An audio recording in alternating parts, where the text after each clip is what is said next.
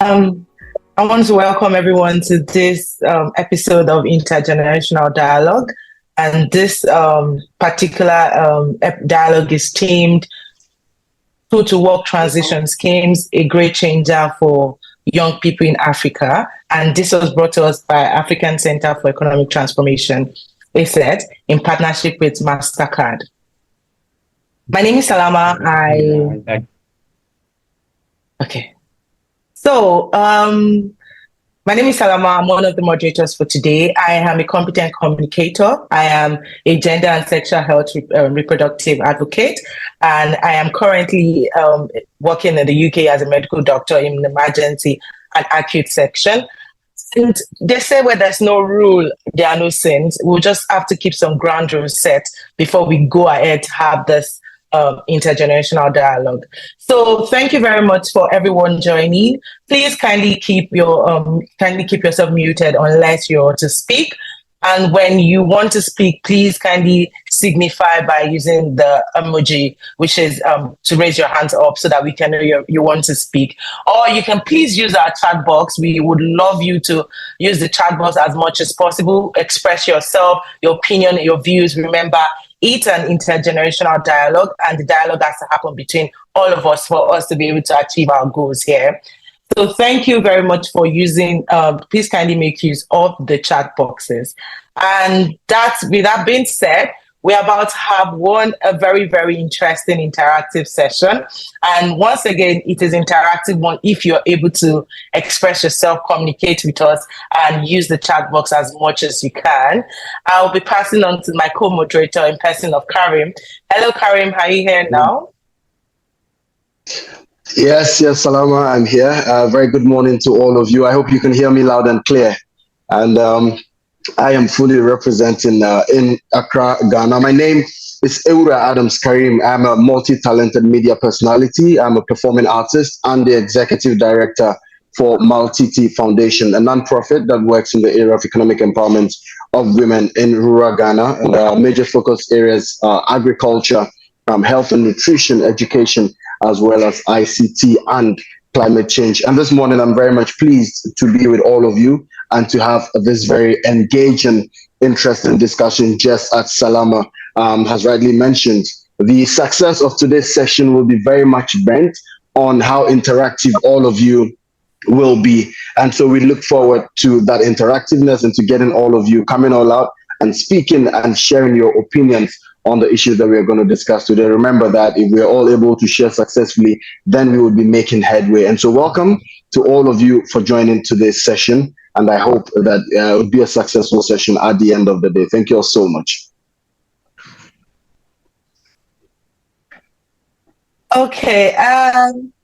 So yes, still in the spirit of welcoming everyone to this place and our panelists, I just want to say it's an honor to have everyone here and all our participants online across board on all social media platforms. It's a very big honor to have you. But we would also like to acknowledge some policymakers and industry experts. Karen, would you do us the pleasure of introducing them? Of course. I'd like to, take the opportunity to introduce the Executive Director of the Ghana National Service, His Honorable Osei Esibe MP, and he's representing from Ghana. Honorable, if you're here. We also have the Kenyan National Youth Service Director, General Nominee, Madam Jacqueline Makanda. We also have with us this morning the International Labour Standards of the Ministry of Civil Service, Labour and Employment Director, Madame Guiso Leilatu from Niger. We also have in our midst this morning, ladies and gentlemen, the Inspector General of the Ministry of Technical Education, Vocational Training and Apprenticeship, Monsieur Sani Kwaku Kwame Victor, all the way from Cote d'Ivoire. I was there in January for the African Cup of Nations, beautiful country. And of course, my very own big brother, mentor, and friend. He's a poet, Ghanaian playwright, and creative entrepreneur, Chief Moomin, all the way from Ghana. So thank you so much for joining us this morning. Yes, thank you everyone for joining us to have this very interesting and interactive session. just some quick notes, please. We have interpretations in French, we have sign language. Please look down the bottom of your screen and click on interpretation and be able to use any of those interpretation. You can change to French or you can use the sign languages, okay? And so swiftly we'll be starting this occasion, but I would like to introduce in person the Senior Director Research Policy and Program for ACET based in Accra, Ghana, in person of Ed Brown. He has more than 35 years experience in international development and public policy, more than half of which was spent in the World Bank. So I would just like us to use the virtual applause. So if you look down, you see reactions. You can just give a very big applause for him as he takes the center to give us some welcoming remarks today. Thank you, everyone. Oh, I like that. So that seems like we're on a good start. Everyone is using the applause. Hello, Ed. You can take the stage now. Yeah.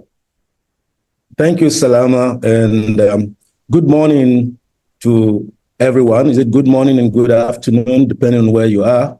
I just want to take this opportunity to express ACET's sincere appreciation for MasterCard jointly working with us on this particular event. But this is an ongoing process that we intend to undertake over time. And therefore, I think this beginning is quite auspicious in itself. And I would like to just add to what Karim mentioned. He mentioned a few policy makers, but I think there are also a number. I see that 123 participants already on the screen. This is quite commendable. And let me just quickly also mention a few organizations, youth organizations that are also in this event. We have the 6 Youth Partnership Organization, the Global Shapers Accra, Youth Without Borders Ghana, Curious Minds, Youth Alliance for Leadership and Development in Africa, YALDA. You have Youth Opportunity and Transition and Transformation in Africa, YOTA, and LEAP Africa. We also have, among the panelists, I think youth panelists from Ghana, Nigeria, Ethiopia, Cote d'Ivoire, Kenya, and Somalia, Zambia, Ethiopia and Rwanda and South Africa. Quite a very long list of participants. This is extremely important. And also just to say thanks to also the ACET team that has put this together with the MasterCard group. But more importantly, I just wanted to make a few observations. I think this intergenerational dialogue is very important. And I really appreciate the fact that it is being organized and driven by the youth. And policymakers and people like us would have to listen and try to understand and try to internalize some of these issues in order that it can be taken up in policy and implementation. So those are very critical. But the key issue here also is that we have this demographic issue, which I think Africa is the last frontier, if you will. We have not yet achieved the demographic transition. So we're still having a growing population with a large youth population all entering into the labor force.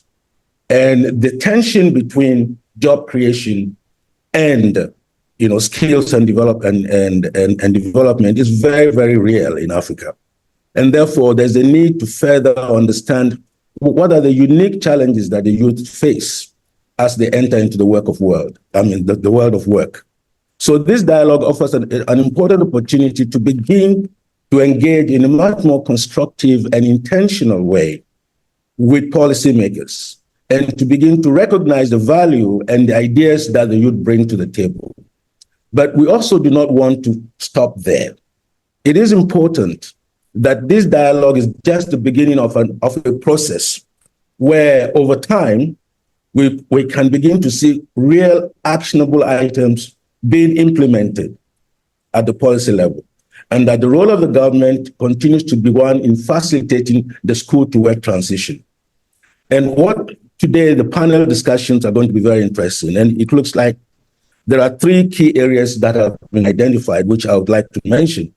One is enhancing skills and sustainability of school-to-work transition program. The second one is enhancing school-to-work transition schemes for youth in the creative industry. We all know that this is a fast-growing industry and it's been driven also a lot by AI and other sorts of innovations. And the third area which will be discussed is enhancing school-to-work transition schemes for youth in the informal sector, youth not in employment, education, and training, NEET. Now, we know that over 70% of the economy in Africa, the informal sector constitutes about 70% of the economy in Africa. In fact, the public sector or the formal sector in most countries, with the exception of perhaps South Africa, constitute not more than about 15 to 20% of employment.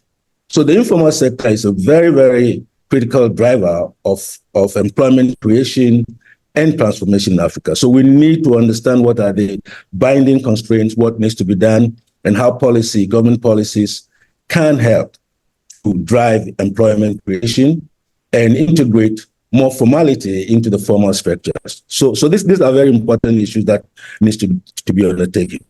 And we expect by the end of this dialogue that we aim to have sparked some engagement, discussions, discovered effective strategies, brainstorm creative issues, solutions, and sharing best practices to improve school-to-work transition for the young in Africa. So let me stop here. And again, once again, welcome you all to this event. And I wish you all a fruitful deliberation. Thank you. All right, thank you very, very much. Can you hear me? Hello? Hello? Yes, I can hear you. Great. Thank you very much. So thank you very much, Mr. Ed Brown. He's the Senior Director, Policy, Research Policy and Programs at the African Center for Economic Transformation. And for me, one of the key things that I took out from what you said is that this particular dialogue that we're about to have today is just the beginning of a process that will see long-term change as far as school-to-work transition is concerned. Ladies and gentlemen, without much ado, I'd like to, at this juncture, introduce the MasterCard Foundation to give us their presentation.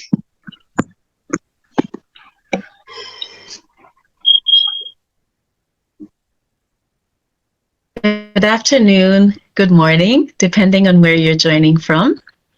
My name is Eunice Muthengi, and I'm the Director for Program and Strategic Research at the MasterCard Foundation. We are so thrilled to kick off this intergenerational dialogue with ACET, focused on the important issue of school-to-work transitions, and specifically approaches to supporting youth as they prepare to navigate increasingly complex, connected, and technologically enabled labor markets. At the MasterCard Foundation, our vision is a world where everyone has the opportunity to learn and prosper. We work mainly in Africa, as well as with indigenous populations in Canada.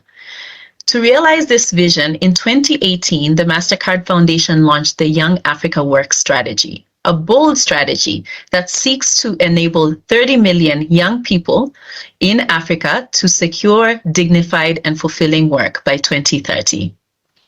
In the research and learning team, we support progress toward this goal by supporting research programs that aim to advance our contextual understanding and provide relevant knowledge and insights to inform our strategic and programmatic decision-making.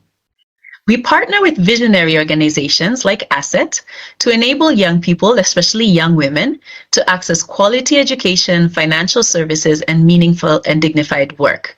So research and thought leadership are priorities to build the evidence base for our programming.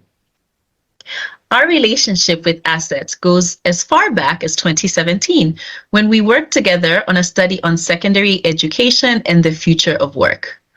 Our current partnership with ACET focuses on generating high-quality, youth-centered research on youth.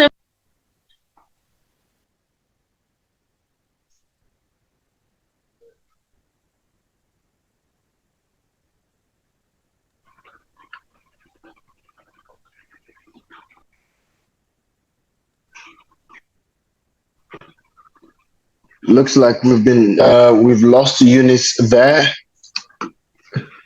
Hello?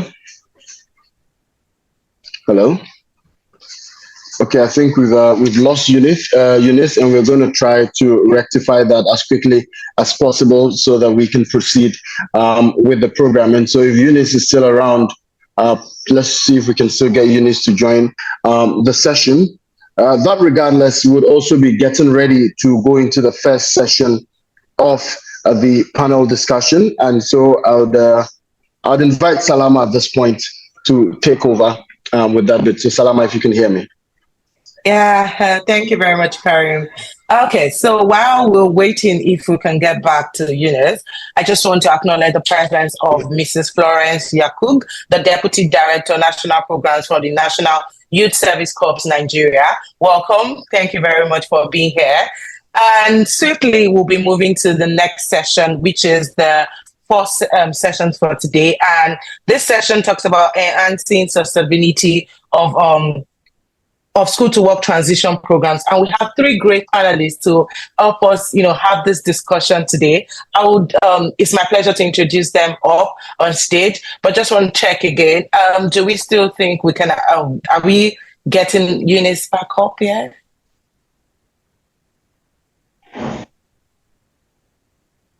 Hi, Salama, we can proceed, please.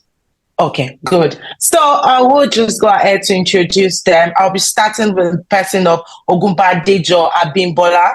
She is a penultimate medical student and from University of Lagos, Nigeria. She has an interest in urology. She's also the logistics and outreach planning team lead at FEMA, which is a non-governmental organization that is centered around female, creating awareness about female mental health and reproductive health. Hello, Abimbola. Please, if you're here, could you just please put on your video and say hello to us? Hello, everyone. It's a pleasure to be part of this program today, and thank you for having me.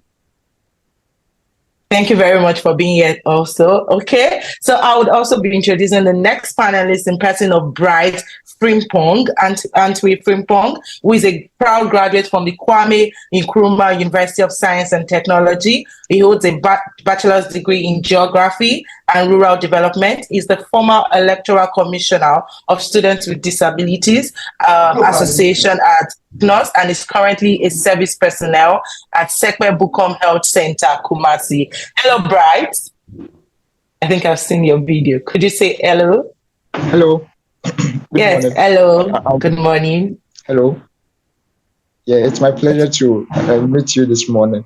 And also, to my biography, I was also a scholar at MasterCard Foundation scholar at KN West. Oh, okay. Okay. Thank you very much. And the last panelist I will be introducing for this session is in person of Faiza Kede, who is the CEO and founder of Bina Parts Enterprise. It's a woman-led manufacturing enterprise that makes biologically safe, low-cost, eco-friendly, and sustainable menstrual hygiene products. From the byproduct of ACET plant, she's also a material engineer and researcher. Hello, Faiza. Please, if you're here, you could just put on your video. Hello, everyone. Hello, nice to have you here. And it's a pleasure. And today we'll be having this discussion on enhancing sustainability of school to work transition schemes. Okay. And like I said, it's an interactive session, it's a dialogue. So please kindly feel free to express yourself within all possible limits of your experience and what you think we can do better to ensure this sustainability of school to work transition schemes. Okay. I like to start with Faiza because I don't know, I loved your bio and I just wanted to ask this question. Considering what you do, do you think these programs, the school to work transition schemes, considering what you do, where you're from, how efficient do you think this is? As in, do you think these programs can help to provide young Africans with the skills necessary when they need to start working? What do you think about this? This scheme is very important for young pupils and young students who have graduated from many schools and universities, because because after having enough technical, basically in universities, students are learning only the theoretical part. In some cases, they may got the chance to know about the technical background, but mostly, especially in Ethiopia, mostly the laboratories are not well equipped in the universities, so they don't have the chance to get the knowledge, the technical knowledge from the university. So like internship, apprenticeship, and the vocational trainings are very important for the youngest to enhance their knowledge on the technical aspect. So from my perspective, for example, I'm a material engineer and also researcher, and also I'm also a lecturer in Jemma University. So I've been involved in different entrepreneurship programs starting from 2019 in Uganda as well as India. And recently also I joined the summer camp program organized by Ministry of Labor and Skills in Ethiopia. Actually, when we focus about improving the work experience of students, not only improving the work experience and make it not only ready this graduates not only for work, we can really think how we can prepare these youngest beyond employment. So, for example, from the aspect of engineers, because I'm an engineer, and for example, if we consider engineers, they are graduate for solving community problems. So they are not only graduate for unemployment. So even they can create a solution for the community, and they can provide a solution for the community. So they get the chance to develop the ideas, and if they get the chance, like vocational training programs, where they can convert this idea into a real solving product or innovation, the youngest will not be limited to be jobless. Will not remain as jobless. So they will convert those business ideas into a real product or innovative product. So this initiative or these school transition programs are very important for users to convert their ideas or their projects into a real business. So actually, in universities, there are many projects are done by university graduates at their final year. So these projects are when they are leaving that university, they will be sitting on a shelf without uselessly. But if these students get the chance, these students get an organization who support their ideas and who support their ideas to convert into a real product, the students will be benefit in two aspects. The first thing, they will convert those ideas into real product, so that they can be an entrepreneur from the aspect. Second thing is they will join the real world. They are engineers as from the university aspect, but when they are graduate and transit those ideas into a real product, they will be an entrepreneur. So it's very important for the users. Thank you. Thank you very much, Farida, for that very well detailed explanation of how we think, if we thought the programs can help to provide those skills for young people when they start working. So I'll be going next to the next panelist. Hello, Abimbola. Hi, Salama. Hello. Okay, so my question is, have you ever tried any school to work programs? And if yes, can you share your experience? Oh yeah, so in 2023, so basically in medical school, there's a window where you can go out and experience the field that you intend or you have sort of interest in to practice. So in medical school, we had this 4 weeks break for an electives position where you go to the hospital and experience what it's like to be in this field that you really want to be in. And I was privileged to be able to go to one of the high-end hospitals here in Nigeria, Evercare Hospital, where I was practicing with the urologists. These are well-meaning surgeons that have perfected in their field. And I must say that it was enlightening.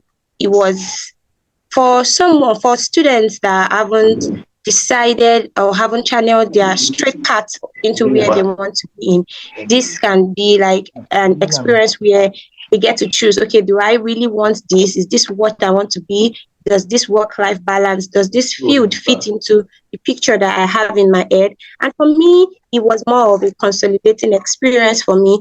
I had the interest, and going there kind of solidified my interest. I was able to see what it is going to be like in the real life, not just in school. So like Pfizer also said, like in universities, you're more exposed to like the theoretical aspect of what you're studying in quotes. And in medical school, you're learning from the stack of residents, consultants, house officers. The medical student is not really at the upfront of what you're learning. So you're basically just picking on the straws. So having such programs made me realize that, this is even more exhilarating than what I thought was going to look like. And experiencing the work-life balance, also you sharpen your skills.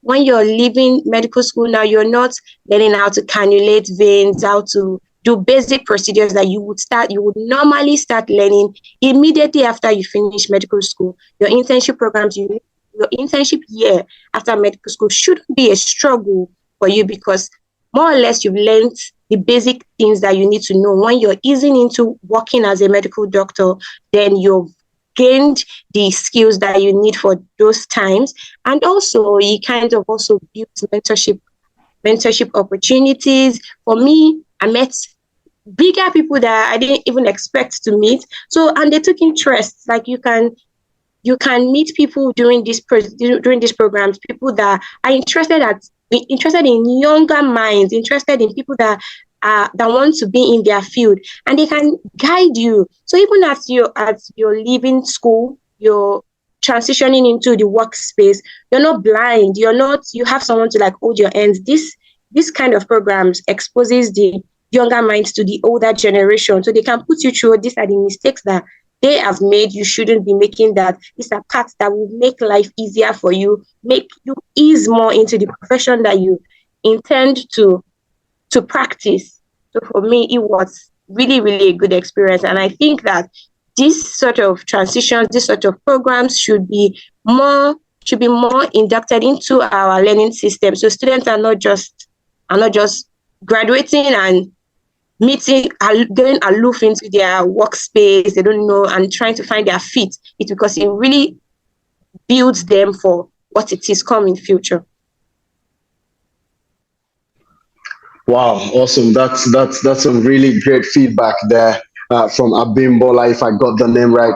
And so for someone like me, who's been, very much engaged in a lot of, school to work activities. I vividly remember even when I was in senior high school, in the university, you'd always find me engaged in so many extracurricular activities, trying to do as many internships as possible and all of that. But let me come to you, Bright Enku Frimpong, with this particular question. You've listened to Faiza, you've listened to Abimbola. What do you think that we need to do to ensure that these school to work transition programs are beneficial to everyone, irrespective of where it is that they come from, irrespective of where it is that they find themselves? How can we ensure that as many young people get to benefit from these programs, and then also these programs are beneficial to them? So, Bright, if you're here, please take that one for us. Hello, Bright, do we have you? Right. Looks like we have a bit of a technical challenge with Bright, but any of the panelists can take this one. Faiza or Abimbola, if you're here, any of you can touch on this particular question for me. How do you think we can ensure that? Great. Hello? Hello. Yes, is it Bright? Can we hear you? Hello.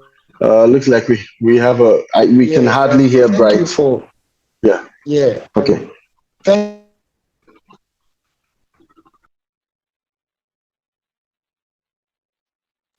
So, Bright, let's see if you can position yourself properly. But in the meantime, let us hear from Abimbola. I've seen Abimbola has a hand up.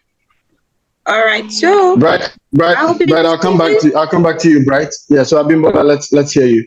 Yeah. All right, so I'll be speaking basically from my experience as a Nigerian. And so in Nigeria, and I'm also glad that we have Miss Florence Yakubu here, one of the directors for NYSC. So in Nigeria, there's the NYSC program is supposed to be National Youth Service Corps, and I think in the inception of this program is probably supposed to serve as a school to work transition for university graduates. Well, I must say that this particular program isn't serving what it should be, or maybe the structure should be tweaked to more inclusivity for people. So you graduate as a accountant and you're sent to probably teach it in a secondary school. You graduate as a computer engineer and you're probably doing some admin work somewhere. So if you spend a year after school to do this, so I think that in Nigeria generally and Africa at large, this sort of policies should be made whereby, first of all, companies, industries, outfits, firms should be maybe compelled to have some sort of student program where students can come and intern, and this kind of things should be open, not because my father knows this person and knows the CEO, then I'm allowed to intern. And if these sort of programs are composed and it's a policy, maybe depending on how large your firm is, a particular quota of your staff should be for students to come and experience what it is like working in the field that they have chosen to, or even if it's just to experience, to make them make better decisions, to know, okay, this is what I would like to do, this is what I probably would like to experience. And if this can be done during like holiday programs, during the times where you're not in school, so it doesn't indulge into your normal curriculum. So these sort of things can be implemented if it is something that status quo is mandatory. I feel like the companies and outfits, firms and all that will be able to inculcate students into this, and it just kind of solidifies their decision making. And if this even isn't available, the National Youth Service Corps program should be a sort of school to work transition program for people. So, and maybe also the remuneration should be looked into, because I wouldn't go to school as a medical doctor. You spend 6 + X years in school, then you do your internship program and you're some sort of struggling to be comfortable, you're comfortable, and then you now have to do your NYSC and you're being paid less than $20 per month, which can't even buy you food. So this kind of thing makes people lose interest in this kind of programs. If it's attractive enough and it's enlightening, if I want to be, let's say, a psychiatrist and I'm allowed to go and do my service year in a psychiatry outfit, in a psychiatry system, even if you're not being paid so much, the interest is there, the fulfillment is there. When you're done, is adding towards your experience in the field that you've chosen. It's not just a wasted year of your life, or a time where you just gave to the government. If it is something that really inculcates, that has the interest of the youth in mind, that things that they are really interested in are being done in this kind of programs, I feel like people would be more open to participating in it. Should I say that you have missed out on the internship opportunities during school, then you know that you have this year into your work life. Okay. I think that's all I have to say. Thank you. All right, thank you very much, Abimbola. I can see that you're getting so many applause and so many thumbs up from the panelists, which means to say that you're indeed speaking the language of the masses, and we hope and pray that they'll listen. It was going to take me back to my questions that I had, but I think you've touched on that already, and that had to do with what African governments can do to keep these job programs going. I'm going to open the floor for discussion at this point for us to have our Q&A session. But before I do that, of course, let me introduce the panelists that are going to be handling the Q&A session for us. We have today with us Honorable Osei Esibe NP. And Honorable Osei Esibe NP is a distinguished figure in governance and business, and he currently occupies the esteemed position of Executive Director of the Ghana National Service Scheme. Now, before venturing into politics, Mr. Osei Esibe NP distinguished himself as a shrewd businessman and enterprising visionary, and he founded Silk Coat Company Ghana Limited, a prominent paint dealership, and established Amant Prestige Company Limited, a consultancy service known for its excellence. So Honorable Osei Esibe NP is with us this morning, this afternoon, depending on where you are as we speak today. We also have with us, ladies and gentlemen, Jacqueline Makanda. Jacqueline Makanda is a Kenyan with a multidisciplinary professional background in the areas of global development and entrepreneurship, project planning and management, and youth skills development and employment, with over 15 years experience in public service in different capacities. She's a certified project management professional from the Project Management Institute, USA, and a professional teacher. She holds a head of state commendation for distinguished service to the Republic of Kenya around youth employment. Ladies and gentlemen, that is Jacqueline Makanda, who will be joining us.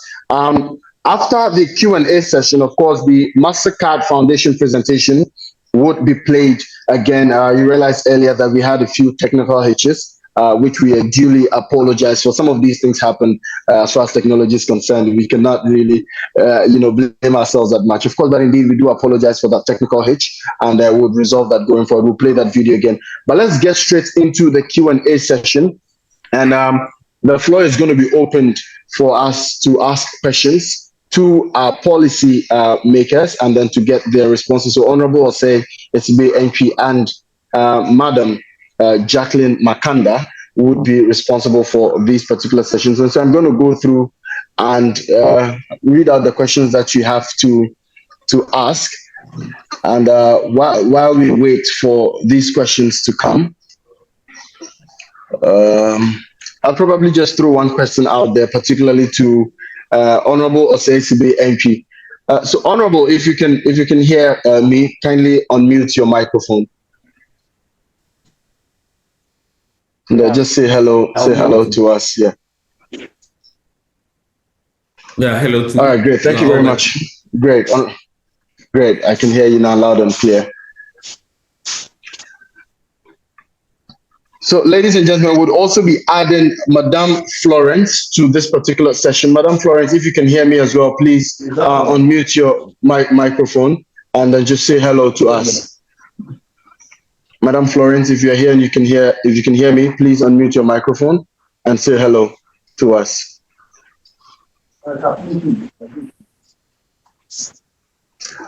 All right, while we wait to hear from Madam Florence, I think we should get straight into it. So, Honorable Esibe, what do you think that are some of the things that African governments need to do to keep some of these programs, school to work transition?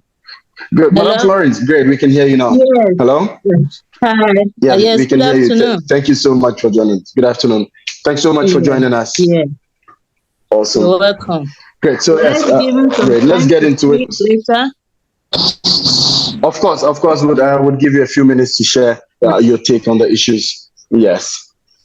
Okay, thank you. So Honorable Esibe, as I was saying earlier, we've heard from Abimon on the Nigeria issue in relation to national service, and we have a similar program in Ghana, which you happen to be heading as we speak.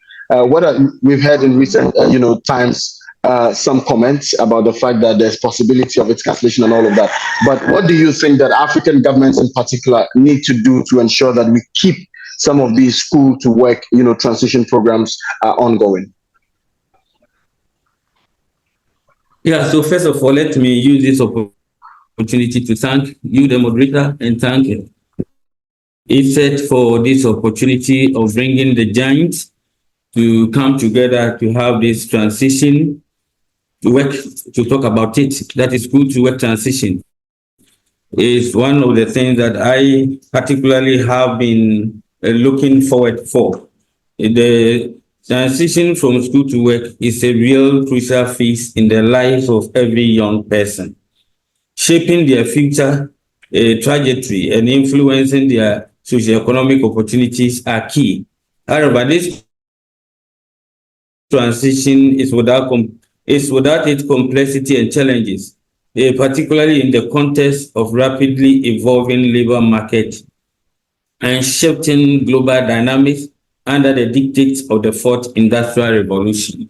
So having said this, and just telling you a little bit about my experience as when I was posted to do my national service years ago. I quite remember my years ago when I had opportunity of go. I was posted there to go and teach. But at that time, even though I know I was on top, but because I haven't gotten any experience in pedagogy, when I went there, it was a hell. And especially when I went to do my national service at that time, the village where I was posted to, every morning I have to walk 3 miles before I get to the remotest part that I was to go and teach. But really because the love for the job was there, and because I was excited to be able to give to the society, I endured and actually worked on it. Not knowing that fate has said that a time was coming, I was going to be posted to be the executive director for national service. So having gone into that, it actually prepared me. So when I took up the opportunity, straight away, I know that the African government can employ several strategies to sustain school to work transition program.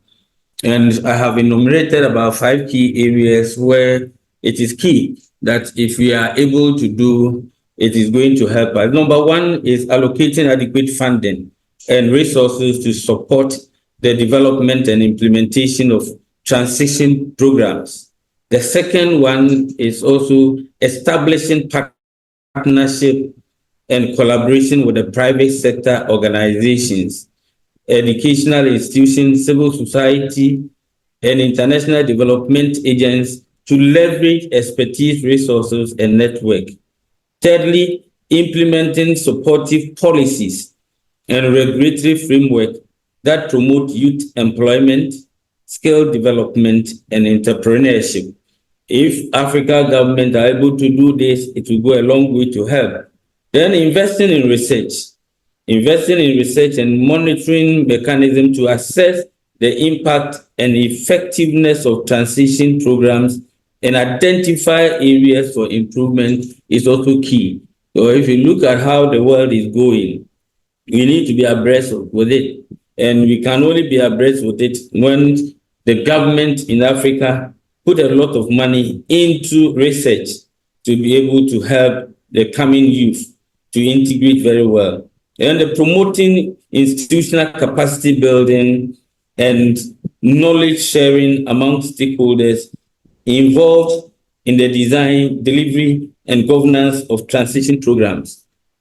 So if I use where I am as a key example, especially at the National Service where I'm now the executive director, when I took office, the mode of our work was like a conveyor belt, taking the class list from the various universities and then posting them to the various user agencies.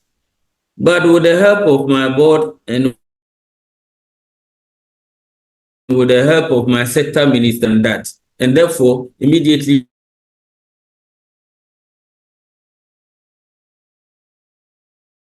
we actually look at the mission statement only just be mobilizing them for development, or you mobilize them then to deploy them. We decided that we should do more than that by moving into development for employment. And therefore, by moving into development for employment, there was a need to knock at the door of the central government for the central government to make a lot of money available, and it supported us, and within the shortest time, we were able to acquire 20,000 acres of land. So by acquiring the 20,000 acres of land, getting machinery from central government, we were able to start working there. So here, those who did are great, because in Ghana, every year, about 5,000 plus comes out as graduates who have graduated from the agri sector. But yet, we actually post them to where they can actually get an experience. So those that were posted, especially to our national service farm, one, they were able to have practical training in the area of rabbitry. They were able to have practical training in the area of poultry. They were able to have practical training in the area of piggery. And those that did agri-engineering, because we were using machines in our commercial farms, they were there to support. Because irrigation was at its best, those that did were also having it to work practically.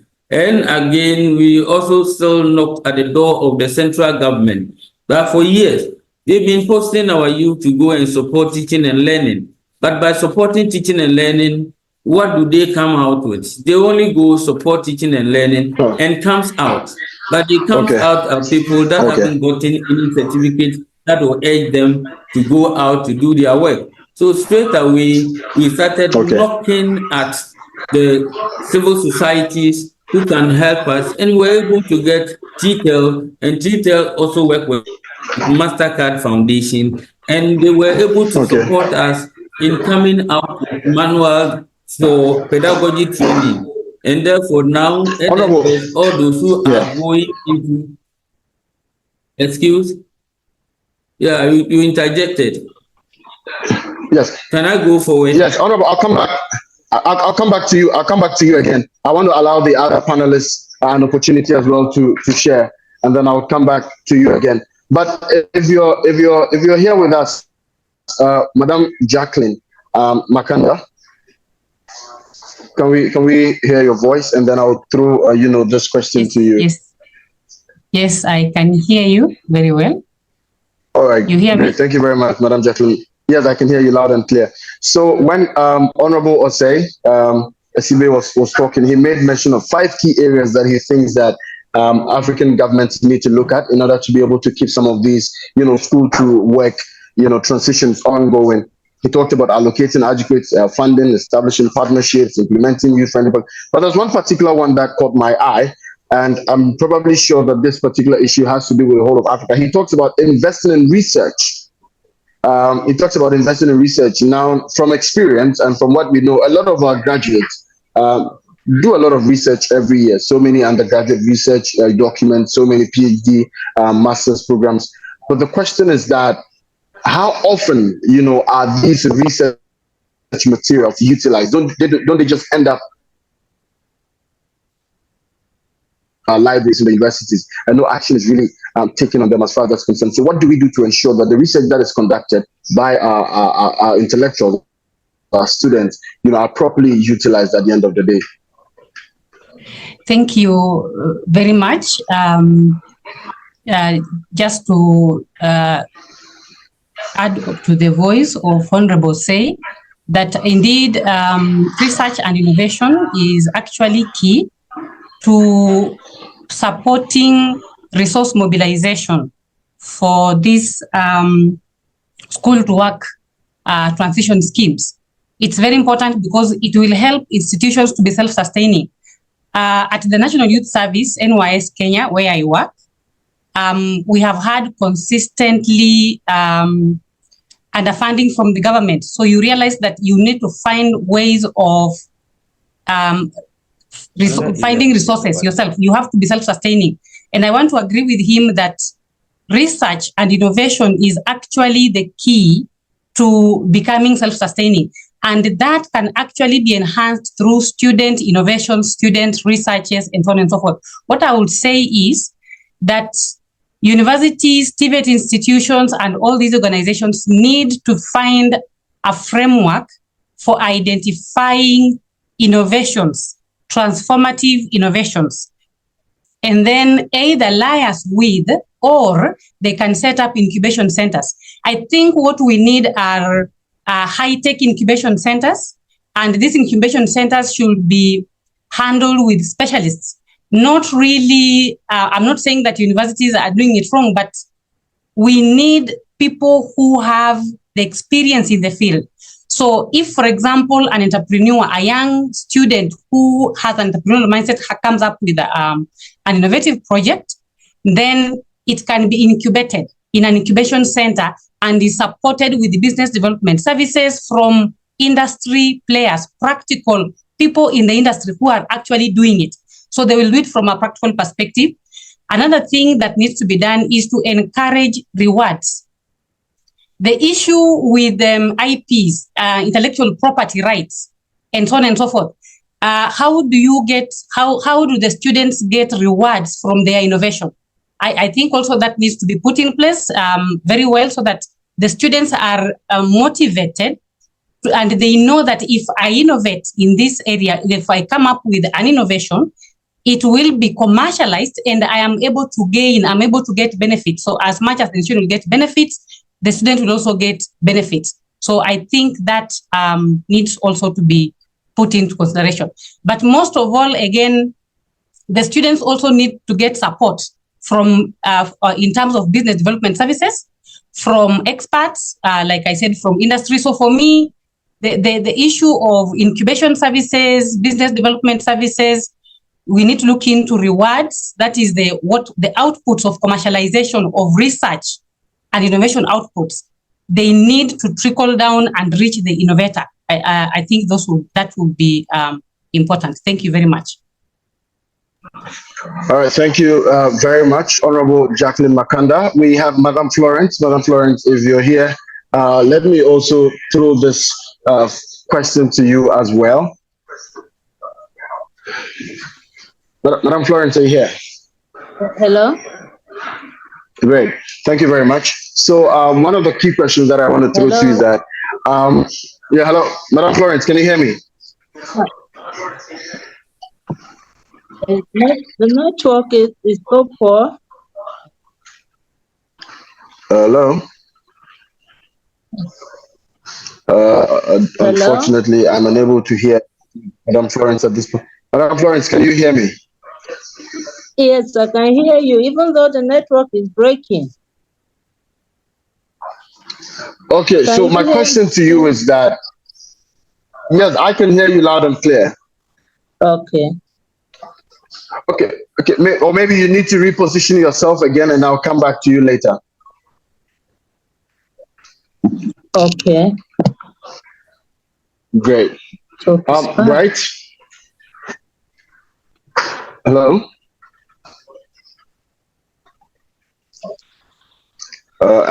Bright, are you here? Hello?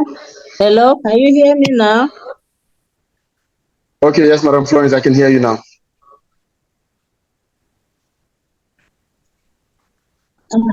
Okay.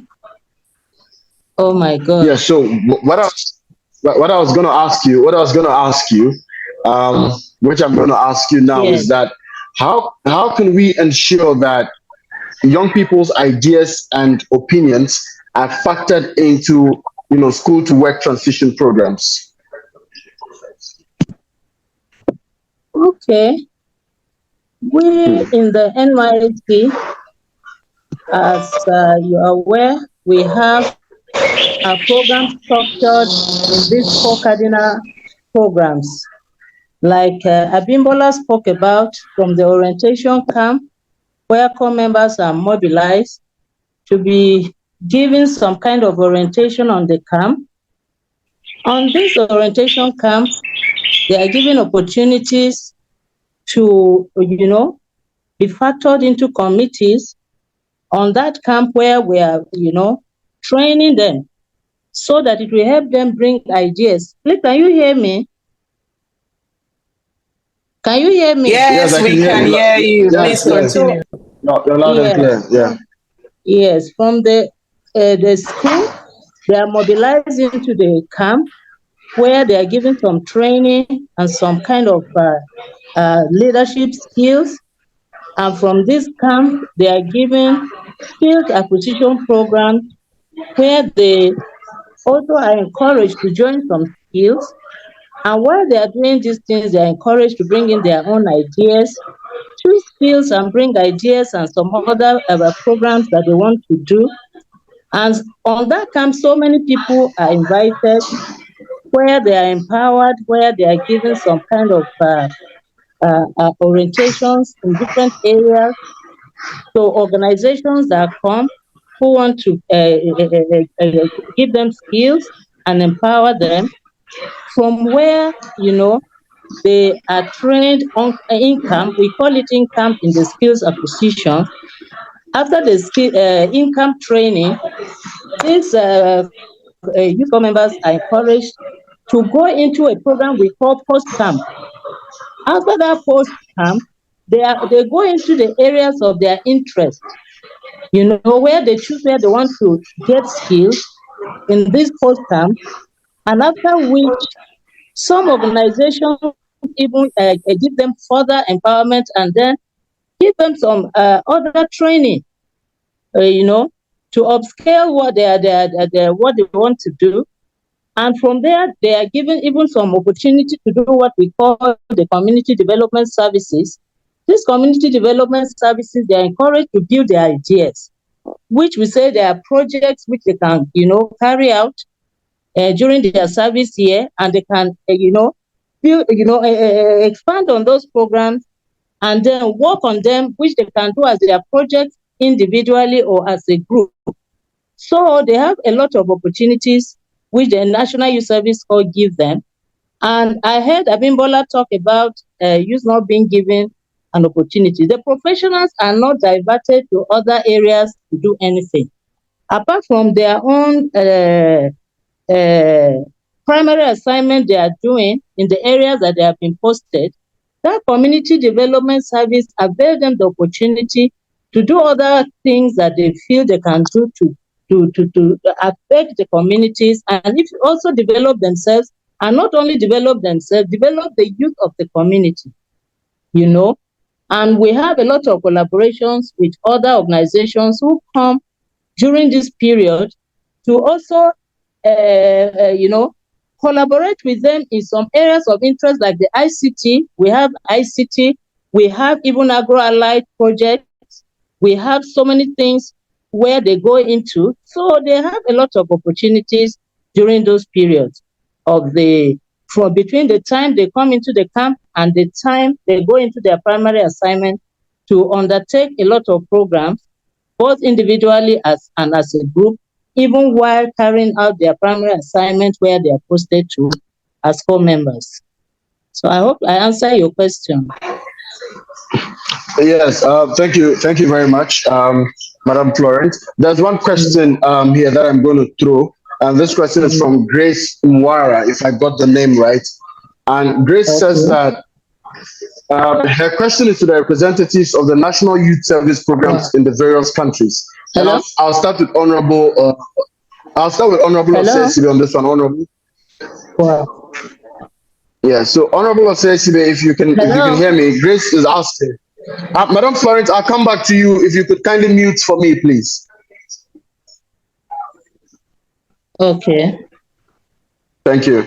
So Honorable Osei, if you can hear me, Grace is asking that, is there any research or evidence generated on the kind of skills and competencies that young people develop during their service and how it matches with the job market needs? And the person goes further to say that, put in another way, if NYS programs were to be scaled, what additional skills or competencies would be emphasized?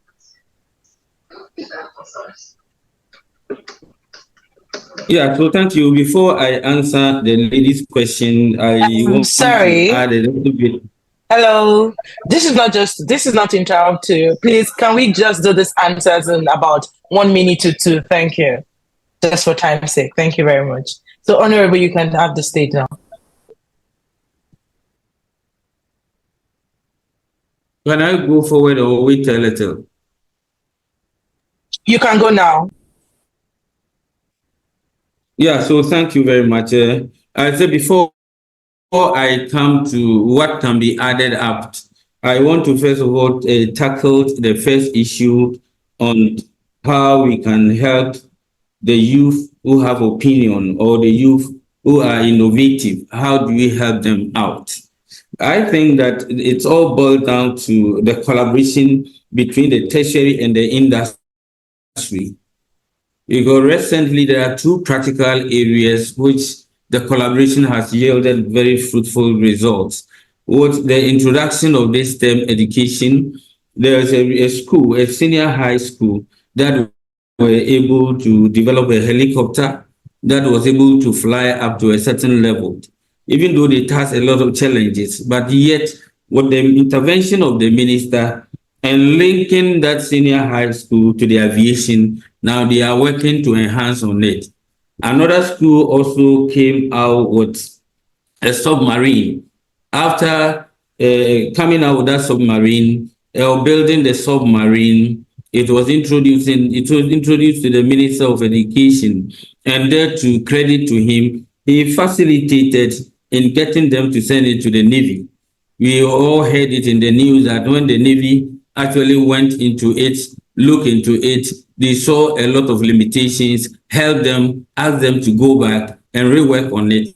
And when they came back, we all saw that after its usage, then now it has been a workable tool. So it means that we have the tertiary or the universities, and we have the industry, and we have the national service sitting somewhere that deploys the graduates into the world of work. If there is a real build-up synergy whereby we will factor one effort to another, collaboration comes in, we will be able to. Then still back to the national service being the receptacle of the graduates and deploying them. Last 2 years, we did a practical field, which example that helped.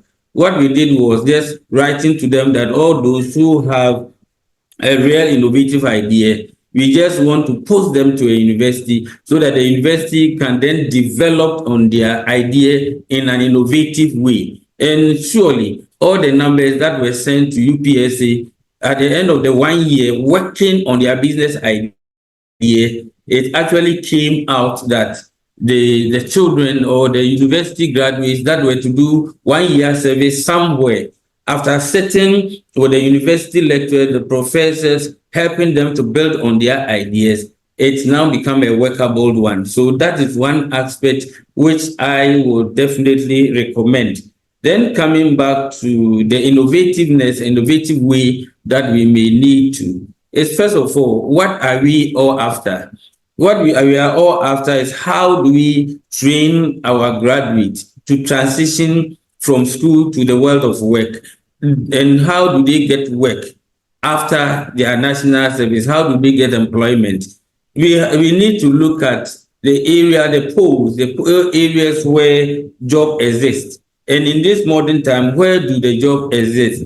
We all know that in the area of ICT, that is an area where if we are able to let them push a lot of them there with an incubation center, especially in Ghana, that we have a lot of areas that the government has set up whereby they are good and they are prepared to support in the training of the youth in the area of ICT. We need to sponsor a lot of them to go there and then be trained in an incubation hub. So by the time they are left, they are finished, they can go. NSS has introduced something that we call SME accounting aid. Why? Because we have all those graduates that have gone to study accounting, those that have gone to study commerce, those that have gone to study ICT and others, they are sitting at home. But just formalization of the informal sector will let them get jobs to do.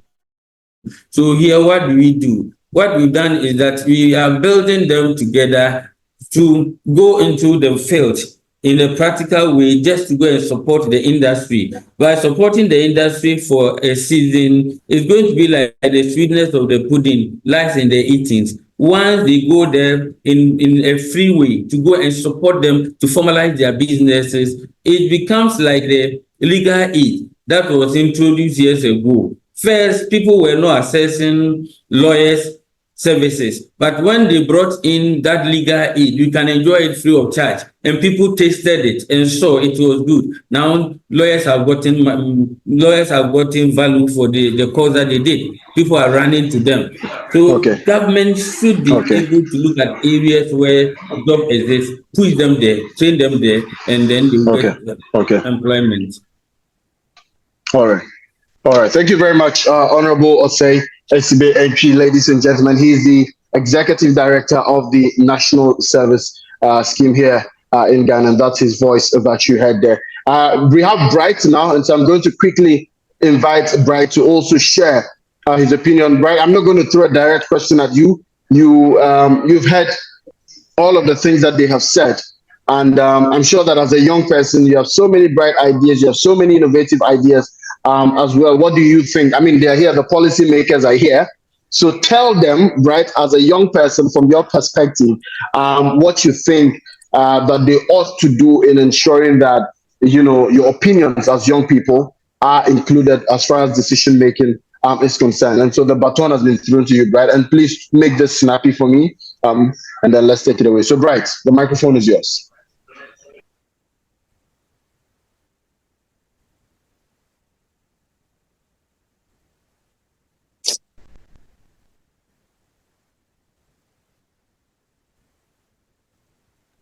Hello, Bright.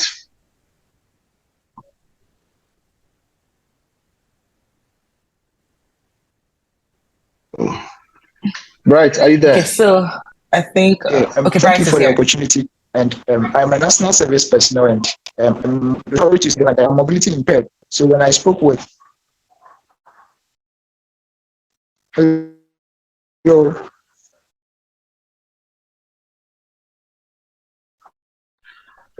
looks like we are having a network challenge. Bright, you can put off your video and talk to us so that the network does not affect, because your video is on, probably why you're having network issues. So you can put off your video and talk to us, Bright.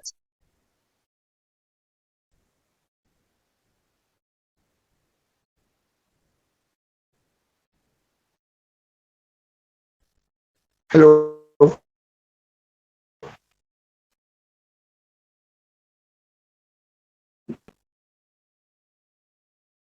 Oh, okay. So apparently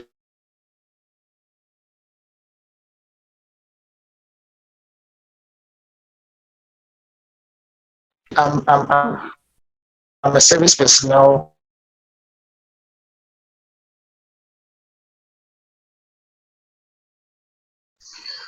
Well, Bright, it looks like we have a bit of a challenge hearing you. What I would recommend.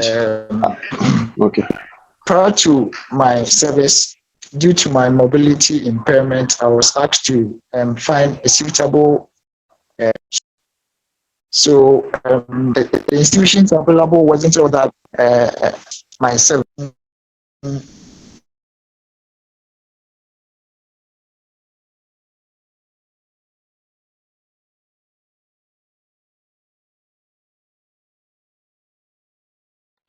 It's hard hearing Bright now, and so what I think we would do is I will throw the question out there to Bright. Bright, you can leave your response in the text. Looks like we're having network challenges hearing you, and the program would have to proceed at this point. And so a very big thank you to our panelists, Honorable Osei MP, Madam Jacqueline Makanda, Madam Florence, Abimbola, of course, and then Faiza for joining us. We would like to take the presentation from the MasterCard Foundation now.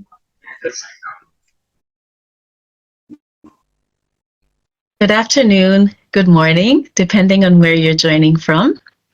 My name is Eunice Muthengi, and I'm the Director for Program and Strategic Research at the MasterCard Foundation.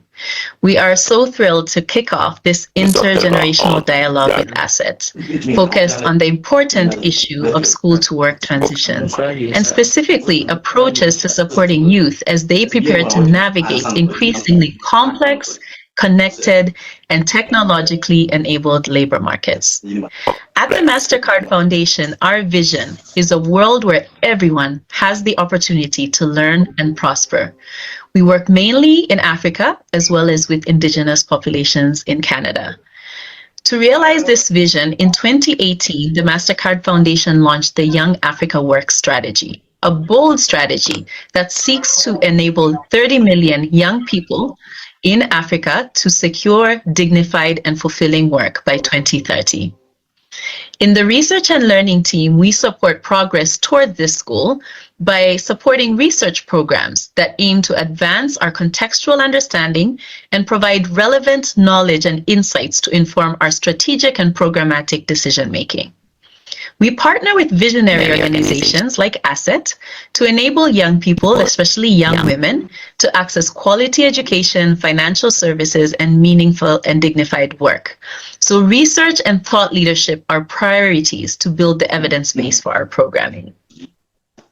Our relationship with ACET goes as far back as 2017, when we worked together on a study on secondary education and the future of work. Our current partnership with ACET focuses on generating high-quality, youth-centered research on youth employment and skills and facilitating evidence-informed policymaking by fostering dialogues such as this one. The 3 panel topics for today's discussions are all issues that we grapple with every day at the Foundation. We know from other research that on average, across Africa, 25% of young people, 1 in 4, are not in education, employment, or training. So ensuring that these young people are not left behind, identifying ways to meaningfully support transition into work for this demographic is a critical priority. We are very excited to be part of this event today. I believe that it will be a valuable opportunity for all of us to learn from each other and to provide insights that can inform the work on enhancing youth employability in Africa. We thank ACET for this collaboration and for opening this space for meaningful dialogue between generations. We value the space that ACET has opened up through this webinar series to ensure young people are at the heart of policy conversations on policy issues like school to work transition. Thank you so much.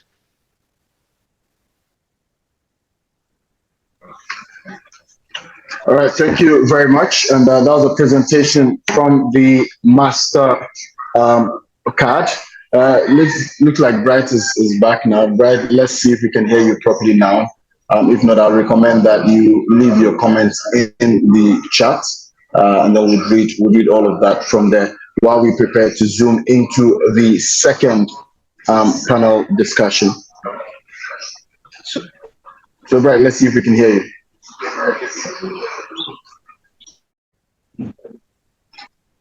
Yeah, thank you for the opportunity.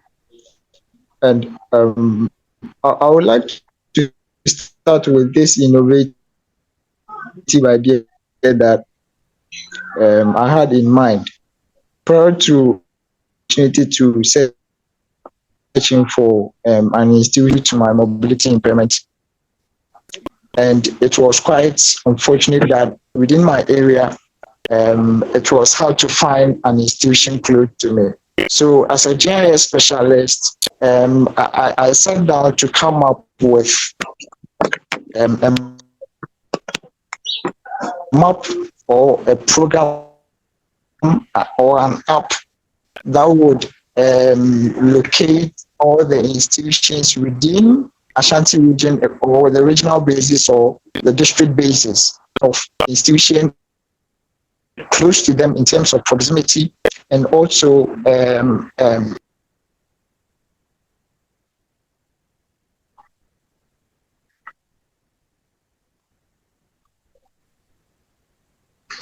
okay, so Bright is cut off again. Yeah, I think Bright is cut off again, and we need to move on with this program. I think what's it called? Karen will still take on, but I just wanted to say some few things. Concerning the first session, I think I want to say thank you to everyone. It was quite interactive. Questions and Q&A, questions and comments. Please let's keep it on, and let's also not forget the reaction buttons. Let's just keep the reactions going on. Share them, clap for them. What you agree with, just let them know. Also, I need to remind us that we have the interpretation button on the down side of the screen. If you would like to listen to this in French, please use that. If you like to listen, you can see the sign language, please use that. Also, please don't forget the Q&A box again. Just ask your questions, and some of them we can't actually answer directly on live. We would get to them across, like answering them in the Q&A box. Thank you very much. So back to Karen, please, you can continue.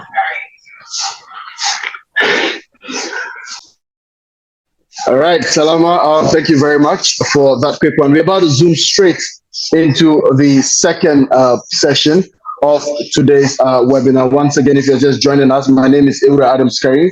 I'm a broadcast journalist and a serial social entrepreneur from Ghana. And today, I'm co-moderating this session with the amazing Salama, who you just heard from.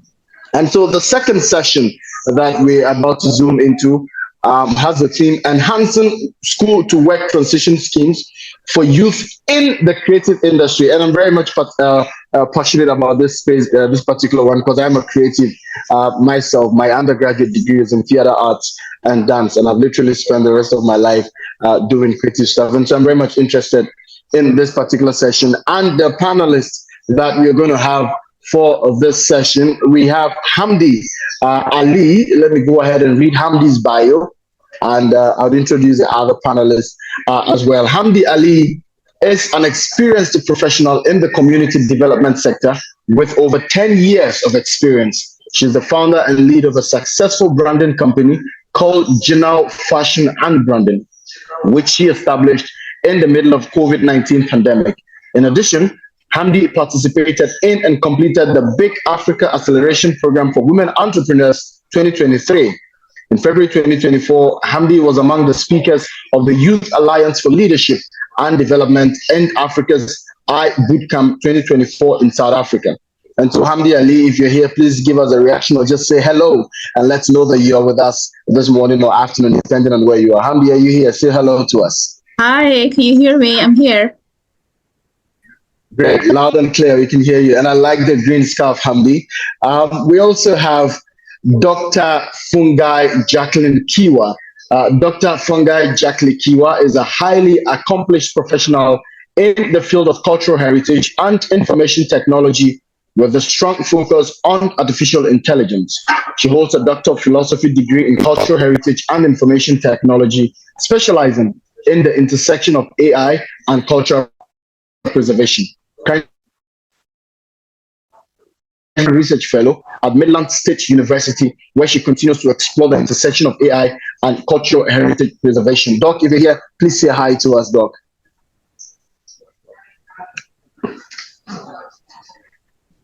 Hello, Doc.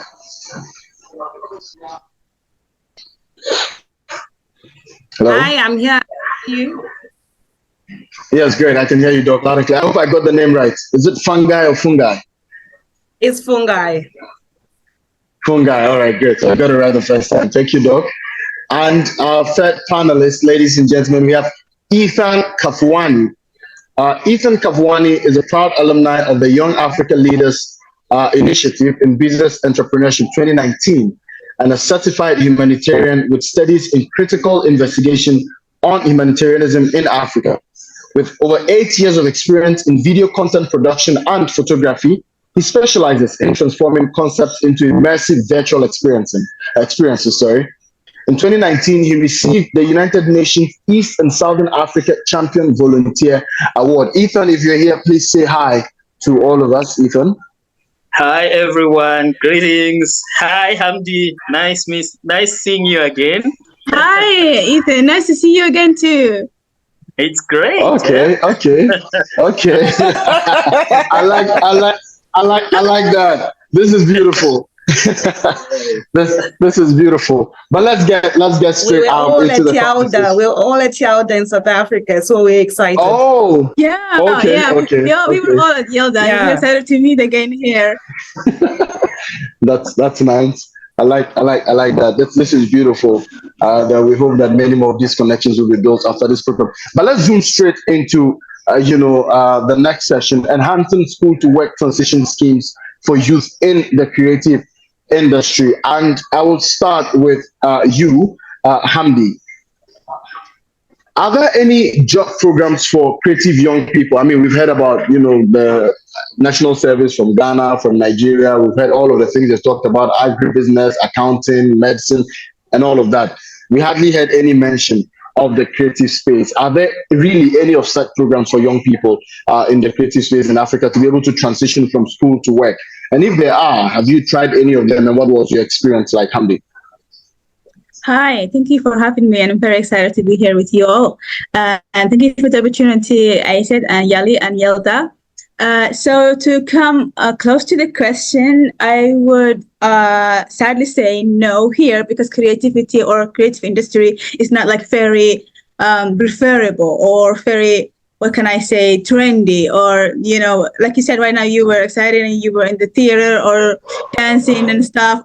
There's no such things like that in where I'm from, sadly. But when it comes to creativity, what comes to my mind is, or the things that happen here or available is the tefet or whatever comes under that. Let's say the tailoring or plumbing, or these kind of not so fun things to learn.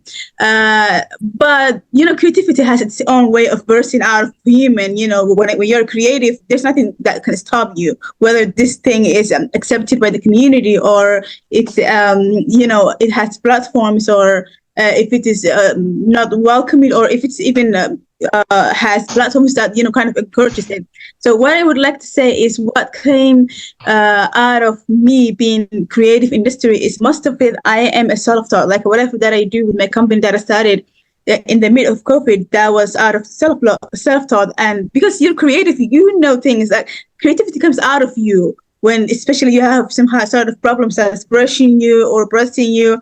So 2020, when COVID happened, I was jobless. So I was like, okay, now you need to start your own company, and this is what you're good at. You're good at creating, you're good at designing, you're good at fashion, you're good at learning new things or self-teaching. This is what get me into here when it comes to creative industry. But honestly, it's something that we need, or I need, to contribute to improving in where I'm from, to have youth that are able to go straight to what they love, coming from school, straight to what they want to learn, or where their careers want to somehow go in the future. For example, right now at the company that I run and I'm founder of, we have a team that works with me, yes, and we have an office, and we are honestly established. But what I'm very proud of is that we work with universities of the country, and during the breaks we receive their students, and then they stay with us. They learn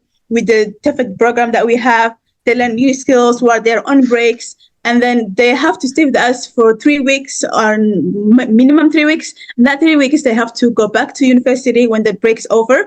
We have to report what they learned, while they were with us. So it's a very, very small and young initiative, but I think it's something that can contribute and direct these young people. Because I remember when I just came out of school, I didn't really know what I was doing, like where I was going, or I really needed a direction or someone to guide me to where my passion was taking me. So these are things that are missing, and we need to start thinking about solving for the next generation. And I think what we have right now is very small, but it has a very bright future. If we keep doing this for the next coming 10 years, I think we can contribute something better and improve at least a small part of the society on what they have.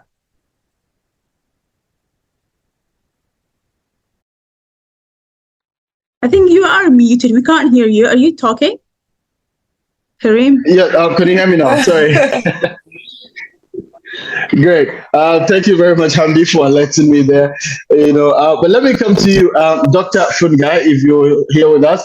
Doc, so you've heard Hamdi talk about the fact that it's very difficult for you to identify, school to work transition programs for particularly creatives, and so clearly means that it's a space that's lacking. As far as some of these things are concerned. And I'm glad that the likes of Chief Mumin is here. We'll hear a lot more from him as far as that's concerned. But Doc, don't you think that it is very crucial for us to have some of these programs for such young people? And what can we do going forward to ensure that some of these initiatives are created, for young creatives to be able to transition from school into work? Oh, thank you so much. Can you hear me? Yes, loud and clear. Am I clear? Yeah. Lovely. Okay. Thank you so much. Thank you. Yeah, that question is very important. So here in Zimbabwe, we have what we call Education 5.0, which is basically an education philosophy anchored on the 5 pillars of teaching. That's like teaching, research, community service, innovation, and industrialization. So with this, the Ministry of Higher and Tertiary Education, they came up with the different innovation fields, and also they established the university incubation project hubs. So basically, we've got 16 universities in Zimbabwe, and each university has got an incubation hubs. So with these, it actually motivates every individual who's within the university, whether it's undergrad, whether it's master's level, whether it's doctorate level. So these are now able to come up with different innovations, which are then converted into an industry format.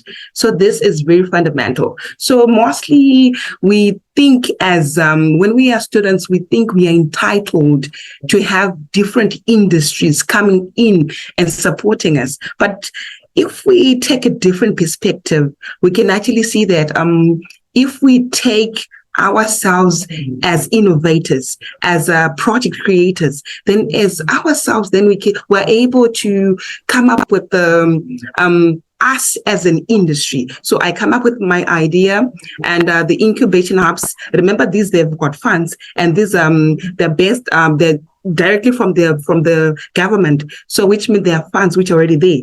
So if these funds can actually support a specific project which I would have developed, this means that I'm able to maneuver this particular idea into an industry. So it's really not about people coming in and support me. It's also me taking a part, me taking up this space as we are here learning about all of those things. So in Zimbabwe, we've got creative arts internship programs. We've got digital marketing training initiative. We've got film and media production internships, and we even have got hackathons. So hackathons, they're just post during the hackathon where everybody gets into different competitions, and there's also the idea of people winning awards, and it's not really just about the awards. It's actually upgrading whatever innovative projects that you have into something huge. So currently I've got 3 projects which are running concurrently,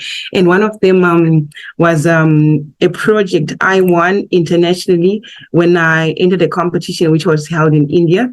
It was like a neuro-robotic prosthetic arm, and then the other one was aging with ICTs. I developed an application. It was like a mobile app for the elderly. So you see, so through us being inventive, so through us doing something, we're able to become an industry ourselves rather than waiting for the industry to take part within schools, within universities. Us as individuals, we can take part and create something. That's my contribution, Ewan. Great, awesome, Doctor. Yeah, so Salama, I'll take over from here. Yeah. Okay. Thank you very much, Dr. Hongai. Yeah, I understand. From what you've said, I took note of the fact that you are asking students to actually take initiative, to actually be more proactive, come up with creative ideas and try to, bring up these ideas to incubation hubs and see how much they can be able to fund these ideas. But my question goes to Ethan. Understanding what Dr. Funga had said concerning this initiative, coming up with your ideas and then approaching incubation hubs, do you think it's been that feasible or easy for creative people or in the creative industry to come up with ideas and then reach out to incubation hub and have it funded? So what do you think are the challenges that that exist around that exists basically around this incubation for creative young people? What do you think are the most common challenges that we face, and how do you think it's very easy, to have an idea come up in your head and then approach the incubation of everywhere in Africa? Hello, Ethan. Can you hear me? Hello. Yeah. Yes. Salama. Did you hear my question? Can you please repeat the question? Okay, so following up with what Dr. Fungai said about, having initiative, approaching incubation hubs to have your ideas being built into something. I'm asking you, do you think this particular incubation hub is something that is very common across Africa? And basically, what are the challenges that you think affect creative young people in Africa? Okay, from what I've come to know, initially, I'm running in between Zambia and South Africa, and in my media, I'm running between Zambia and South Africa. One thing about our industry is knowledge. People don't have much knowledge of what they want to achieve. They know what they want, but they don't have much knowledge. And I thank everyone for these kind of platforms that we are going to educate people. Let me give you a brief experience. Here in South Africa, there is a company that I'm doing adverts for. It is called Metro Lifestyle. So in this company, they have got intern. So these kids, they are actually coming in the industry to learn one or two things, and you find that most of them, they are learning about. Can you hear me? I can hear you. Bright, could you please help us keep yourself muted? Okay. Bright, hello. Could you mute yourself, please? Thank you. Thank you. Yeah. So there are some interns that are at Metro Lifestyle, and I came to realize when I was asking that, how many people are you going to give me? How many interns are you going to give me? There is no one who is interested in the creative industry. And until I spoke that this is what I'm doing, then kids got interested. They don't know about this, So the best thing we can do is having such kind of platforms where we educate these people that we can do ABC. People are interested in this, but they don't have the information. So what we are lacking actually is information. I don't know if I've answered the question. Thank you very much. You've actually answered your question, because yes, lack of information, according to you, is one of the problems that people in the creative industry are facing. Okay, but I feel, and then you're suggesting you need programs to keep people more aware or create knowledge concerning creative industry. Do you think that we are talking about school to work transition schemes? So I understand from Amdi, she first said in Somalia, they don't have like a lot of programs whereby students can easily transition from school to creative industry. What do you think about that? It's just in the next 2 minutes. Thank you. Okay, so the experience that Hamdi has is the same experience that we have in Zambia. There isn't such platforms. It's only here in South Africa where I'm seeing such platforms. So within us, amongst us, we should come up with some programs like this and let the governments know that we need such. Like, I'm proud of South Africa, what they are doing. They are coming up with us, and right now I've got about 5 interns who are following me, who are still students, and I'm training them. They are still going to school and they are learning creative industry. Why? Because they came to know about it. But before that, they didn't know about it. So let's spread the gospel about this whole thing, and let's spread it to our government as well, and the goodness about it. I think that's the best we can do. Thank you very much for being very concise. You kept the time, and I like how direct you were with the question. Thank you. So now we'll be moving to the policymakers, the industry experts, to shed some light on some of these questions and things we're all, concerned about. Please do not forget to send your questions to the Q&A session, so I can just pick them up and ask them. But I'll be introducing 2 people to help us answer these questions, our policymakers. I'll start with Chief Mumen. I hope I'm getting this name right.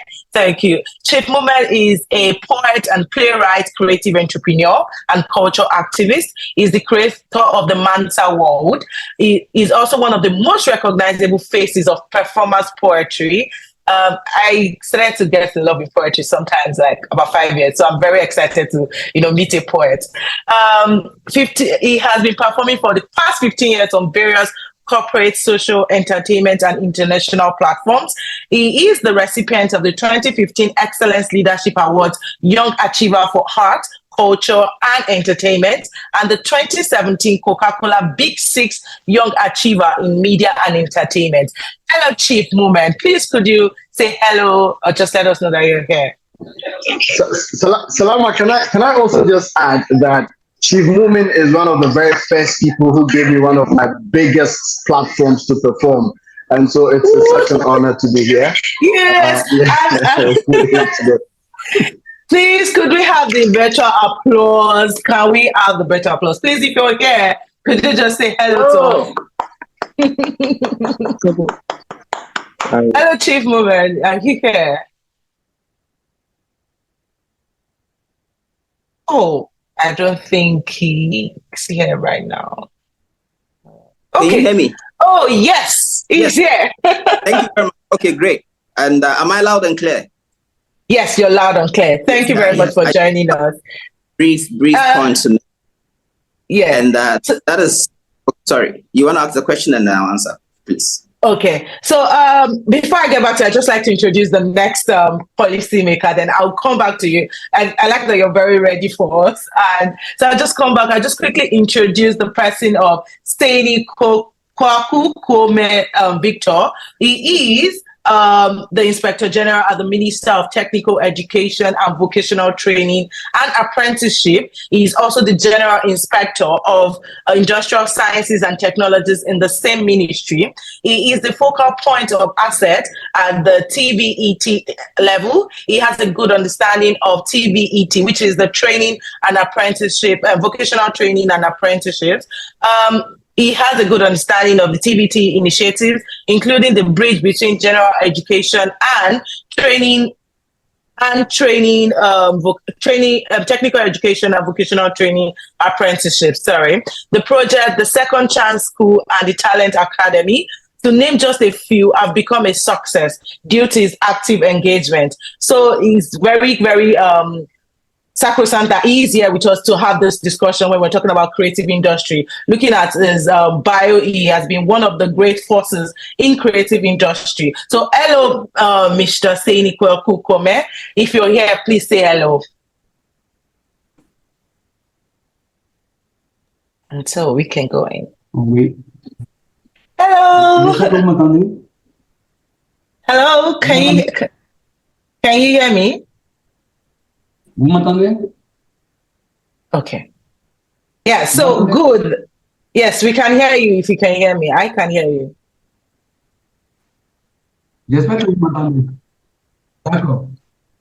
Okay. So thank you very much for joining us. Hello. Okay. Sorry. You can just mute your mic. I'll get back to you shortly, please. Thank you. Okay, so I'll be starting with Chief Movement. Thank you for joining us. And my first question to you is also concerning we'll be talking about creative industry. And you've listened to, two persons say, oh, the problem is there's no transitioning programs for people in most African countries, to switch from school and go into creative industry. We've also understood that one of the challenges is that people are not even aware about the different types of creative platforms they could go into. It's almost always a focus on the collar jobs, the white collar jobs, doctor, engineer, accounting. We have not had a lot of focus on people transitioning from, going to school into creative industry. So my question is, what are the things that you think the government can do better in order to create this kind of switch and transition for creative industry? And that is to you, Chief Movement. Thank you. Thank you very much. Let's start from the super organogram. So UNESCO has just adopted a framework for culture and arts education.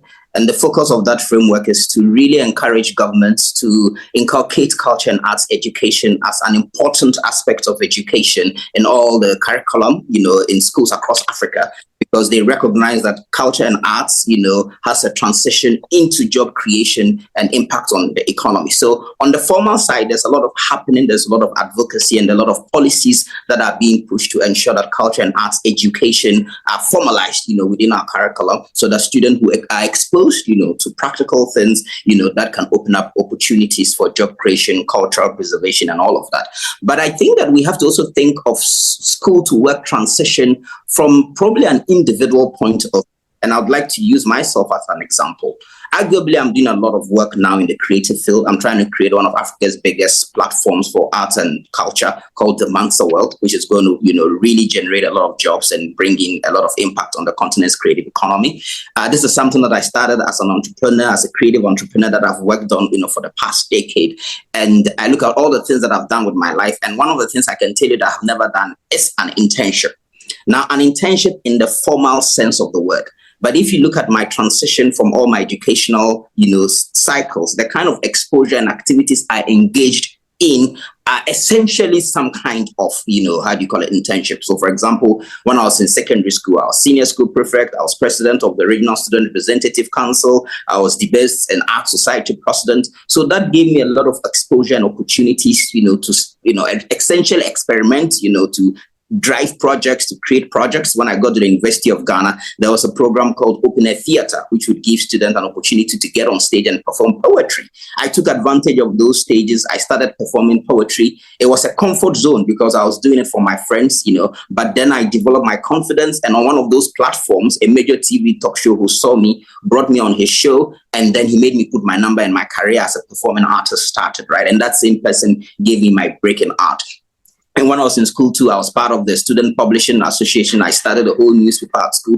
So essentially what I'm trying to say is that by virtue of exposing myself to outside regular curricular activities, I was able to build competence, I was able to build skills, I was able to build, importantly, networks that, really has been opened up my career trajectory. So even though I may not have formally enrolled into a formal internship program or school to work program, the opportunities that are available within my comfort zone or within where I am has really provided me with an opportunity to really build myself and create the networks that is now sustaining the work I'm doing today. So I guess the most important point I want to make is that even as we work on policy and as we work to ensure that there are structured systems and school to work transition programs, it's also very important to take advantage of the low-hanging fruits and to encourage students to participate in extracurricular activities within their schools that is going to give them that exposure, that organizational ability, just the skills to get things done. That's the most important skills you can ever develop as a student, getting things done, whether in the creative industry, in the agri industry, in the science industry. Your ability to start a project from beginning to end, implement and get things done is one of the best things that you can learn or skills that you can develop. So I also want us to think of school to work program as also an informal, in quote, opportunity to encourage students to take advantage of whatever little chances they have in their schools to be able to build their competence and exposure and networks. Thank you very much. Thank you very much. I really enjoyed your perspective, and I think that being in this field gave you ability to help us go down in lane to explain what is more important. I picked two things. One, taking advantage of the low-hanging fruit. So this is also going along with what Dr. Fonga had said, whereby students themselves need to take initiatives, need to be participate in this extracurricular activities that would expose them to other things. And that would also help to answer one of the challenges that was identified as the problem, is that a lot of people are not aware about this creative programming. So if we have extracurricular activities in schools, that would be a form of, you join culture and art, theater, dramatic club and a lot of other things, it would be able to expose people to see that, oh, I could be good at this, and maybe people could be able to transition into this after school. So yes, thank you for this very, very great perspective from your side. I will be back to you. And right now I'll be going to Mr. Kwame Victor, Inspector General, and is one of the yes, guys. Sorry, I suppose it still connects to education in one way or another. Yeah, we're still here. I think Cecilia just went out for a few minutes, but give it. Yeah, she'll be back. School to work transition programs and how to equip students with opportunities in such a way as to. Okay. So when I went through his bio, I understand that he's done a lot of work bridging, technical education and vocational training. Getting people into science, culture, and a lot of things that are not the usual white collar things that we expect. Focusing on the creative industry. So I'd like to have his perspective on what he thinks this school to work transition scheme will look like in the creative industry, perhaps because we know that we don't have much of these programs in a lot of countries. So what would it look like if we had these programs, and what are those things that the government needs to put in place to get this program on and going? Thank you, sir. You have the stage now. Merci beaucoup. J'espère qu'on m'entend bien. Bon, je suis effectivement M. Victor Sénipokou, l'inspecteur général et coordinateur général de l'enseignement technique de la formation professionnelle de l'apprentissage en Côte d'Ivoire. Bon, plutôt que de vous parler de créativité, parce que la créativité, vous faites beaucoup allusion dans tout ce que j'ai entendu, au domaine des arts. Nous formons de la formation professionnelle, mais en Côte d'Ivoire, le domaine des arts est encore sous la coupe du ministère de la Culture. Je ne vais pas trop m'attarder là-dessus. Mais par contre, dans la formation professionnelle en Côte d'Ivoire, je peux vous parler de l'école de la deuxième chance, qui est un programme qui, pour moi, répond mieux à la thématique de transition de l'école vers le travail. Qu'est-ce que ça dit? Il se trouve qu'on a plus de près de 6 millions de jeunes gens en Côte d'Ivoire qui ne sont ni à l'école, ni en formation. Deux fois, ils ont eu leur diplôme, mais n'étant pas qualifiés pour passer le CV. Ou bien ils sont mal insérés, ou ils sont sortis prématurément de l'école. Alors, nous avons conçu le programme de l'école de la deuxième chance, qui permet de donner une qualification en étant relativement bref, 4, 5, 6 mois maximum. Nous arrivons à qualifier des personnes pour leur trouver du travail. Et ce travail, le programme de l'école de la deuxième chance est conçu et mis en place avec le secteur privé productif. Je prends un exemple. Les entreprises de la grande distribution, ils se mettent ensemble, font un consortium et ils viennent nous voir pour dire nous avons des travailleurs mais qui ne sont pas qualifiés, que nous avons formés sur l'État. Qu'est-ce que vous pouvez faire pour nous donner des gens bien qualifiés? Nous allons discuter avec ce consortium-là, déterminer les compétences dont ils ont besoin et assurer la formation en adéquation avec les travailleurs de ces entreprises. Une partie de la formation dans nos écoles et une partie directement dans leur entreprise. Et au bout de la formation, 90 à presque 100% sont engagés. Là, nous sommes déjà à la 3e promotion pour la grande distribution. Et ce n'est pas seulement la grande distribution, mais c'est donc avec beaucoup d'entreprises. C'est-à-dire qu'il y a des gens qui sont sortis de l'école prématurée, ils n'ont pas de qualification. Il y a des gens qui ont fait un niveau universitaire, ils n'arrivent pas à s'insérer. Mais avec le programme de l'école de la deuxième chance, que nous mettons en place avec les entreprises, nous arrivons à les qualifier en peu de temps et on les insère. Nous avons aussi le programme de formation par apprentissage. Aujourd'hui, nous essayons de mieux encadrer l'apprentissage traditionnel pour la moderniser et faire en sorte que ceux qui font l'apprentissage, désormais, puissent être qualifiés et avoir un titre tu vas les valoriser. Cela veut dire quoi? On a des gens qui sont produits de quoi? Et puis, ils sont allés apprendre la mécanique chez un artisan. Ils sont allés apprendre la menuiserie chez un artisan. Au bout de 5-6 ans, ils ont des connaissances pratiques, mais ils n'ont aucun diplôme. Et ils ont du mal à s'insérer. Nous, on sait qu'ils peuvent faire de l'auto-emploi. Désormais, nous allons les encadrer, les récopier, faire des accompagnements technologiques en plus de la pratique du fond de l'artisan. Et nous allons leur délivrer un certificat qui va les valoriser et qui va leur permettre de s'auto-employer. Ils pourront créer des petites unités et être à leur propre compte. Si cela aussi rentre dans la créativité, alors cela rentre dans le cadre de notre école de la deuxième chance.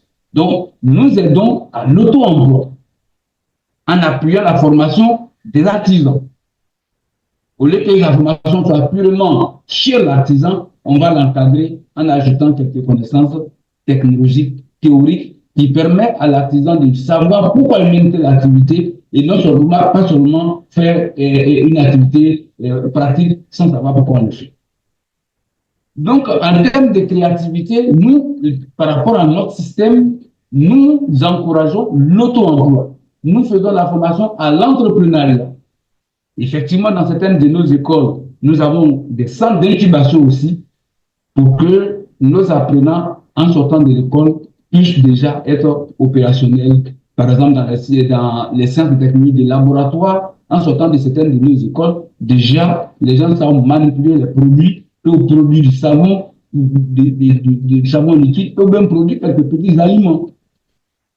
Alors, je ne sais pas si je réponds un peu à la question que vous posez, mais en matière des arts, cela n'est pas sous notre coupe et je ne peux pas en parler parce que ce n'est pas ce qui est véritablement développé dans le secteur des arts.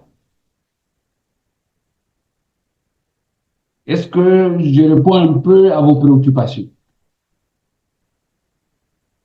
Yes, thank you very much. You have been able to, give an idea of a program that is now being done where people who haven't even had any formal education can have an informal training of some sort. And I also understand that you said the key things you're focusing on is self-sufficiency and initiative from the youth. So I think the word initiative keeps recurring a lot in this section, whereby, it says that this particular movement into the creative industry falls more on the youth taking some initiative in order to get these things done. Okay. Dr. Fonga, I thought I saw your hand up. I'm not sure if it's that. Yes, I wanted to add something a bit. Okay, please. So you have the next 2 minutes for that. Thank you. All right. So just reading through some of the questions asked, I saw one question which said, in my country, we do not have these such programs. So I beg to differ on that point. I think there are programs, but people just do not know about it. Because in terms of, we've got apprenticeship programs, which are definitely vocational training centers which combine job learning with classical instructions. And then also we've got a probation period, which is like it's a common practice in employment where newly hired employees' performance and suitably for the positions are evaluated. And we also have graduate trainee programs. We've got job attachments. We've got internship programs which are based, which are actually connected to a specific program to its completion. We've got career counseling and guidance. We have mentorship programs, we've got skills development programs, job placement services, we've got certification programs, we've got a lot. And then the advanced ones, they are the hackathon competitions and the innovation competitions and so forth. So it's not really that a country doesn't have such programs. People just do not know. And remember, these programs are connected to specific institutions.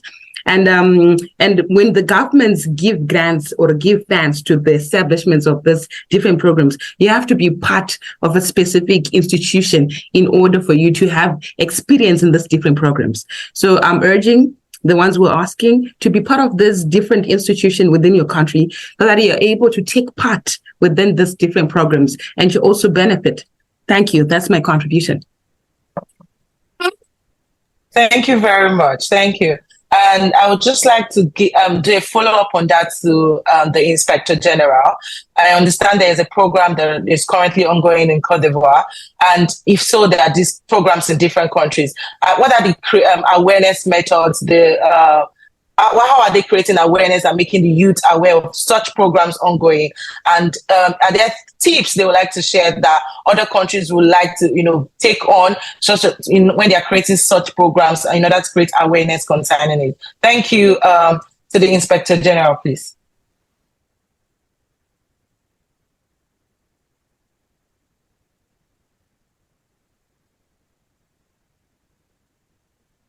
Mr. Victor. Je pense que nous faisons beaucoup. Nous intervenons à la télévision, à la radio, mais nous sommes beaucoup sur les réseaux sociaux parce que nous savons que les jeunes suivent beaucoup plus les réseaux sociaux que les communications classiques. Et donc, lorsque nous avons un programme, on le met sur Facebook, sur WhatsApp, pour que les jeunes soient suffisamment informés et qu'ils viennent s'inscrire.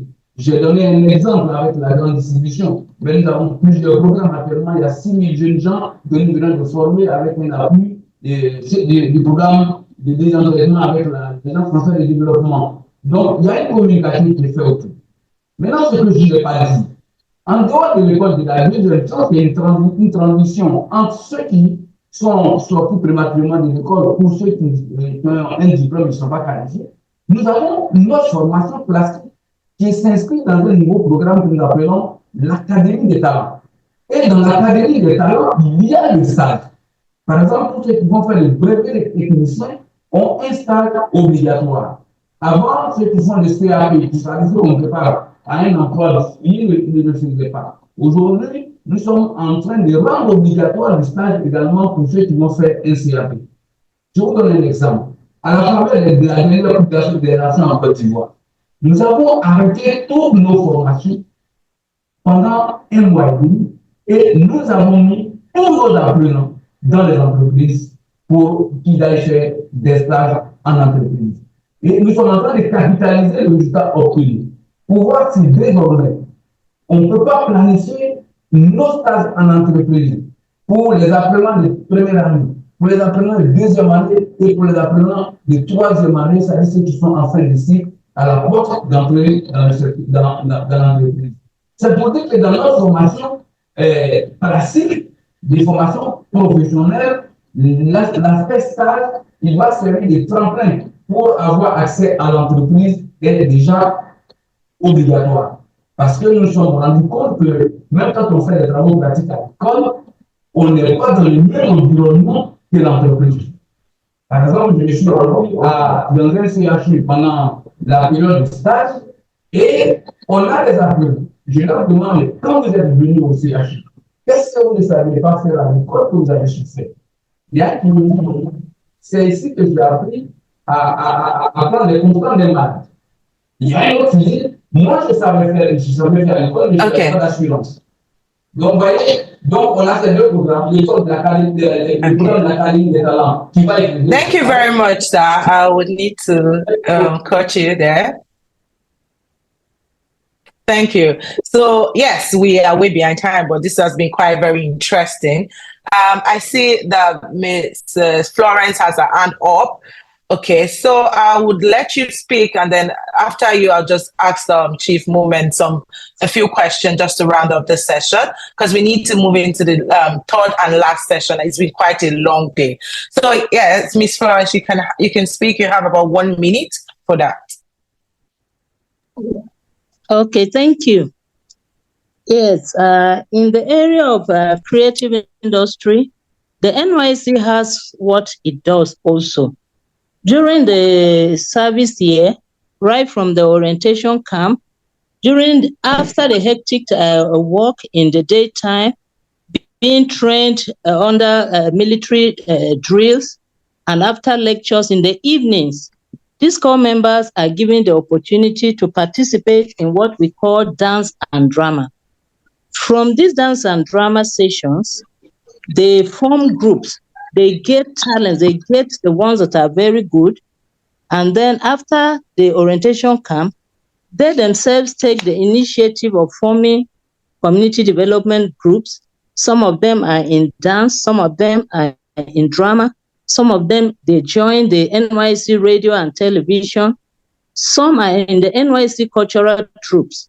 And this NYC cultural troop, they even go to cover events, they present in events, which is commercial, they are even paid for it.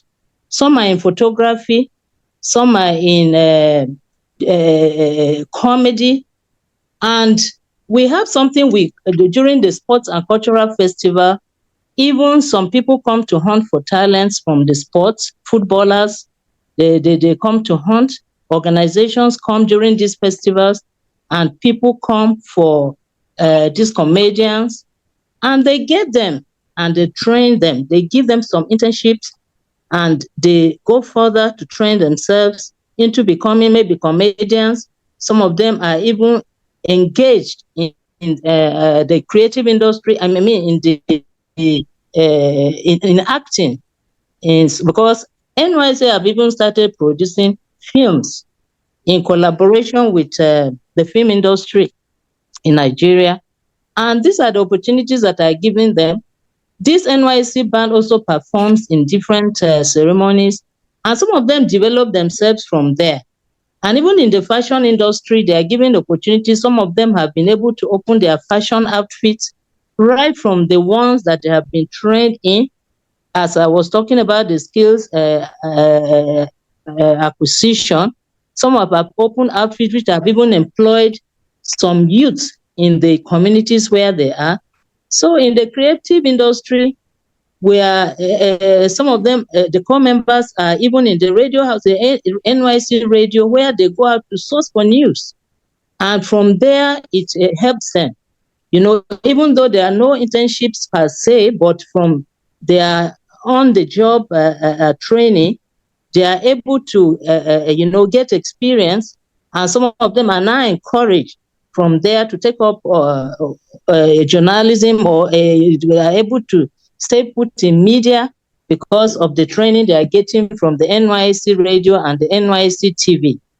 And from photography, a lot of them are also doing some things, and it's helping them. And most of the times when they are doing this, they carry along the youth in the community. So it's expanding the scope of that training to the other youths that are in the community. So a lot is being done. Thank you so much. Thank you very much for that extensive contribution. Thank you very much. And yeah, it's been quite enlightening. So I've seen someone asking to be able to connect with Chief Moment, and I've also understand it's creating like a big creative industry, the Manta program. I just, if you have few words to say for us to run. Okay. Meeting.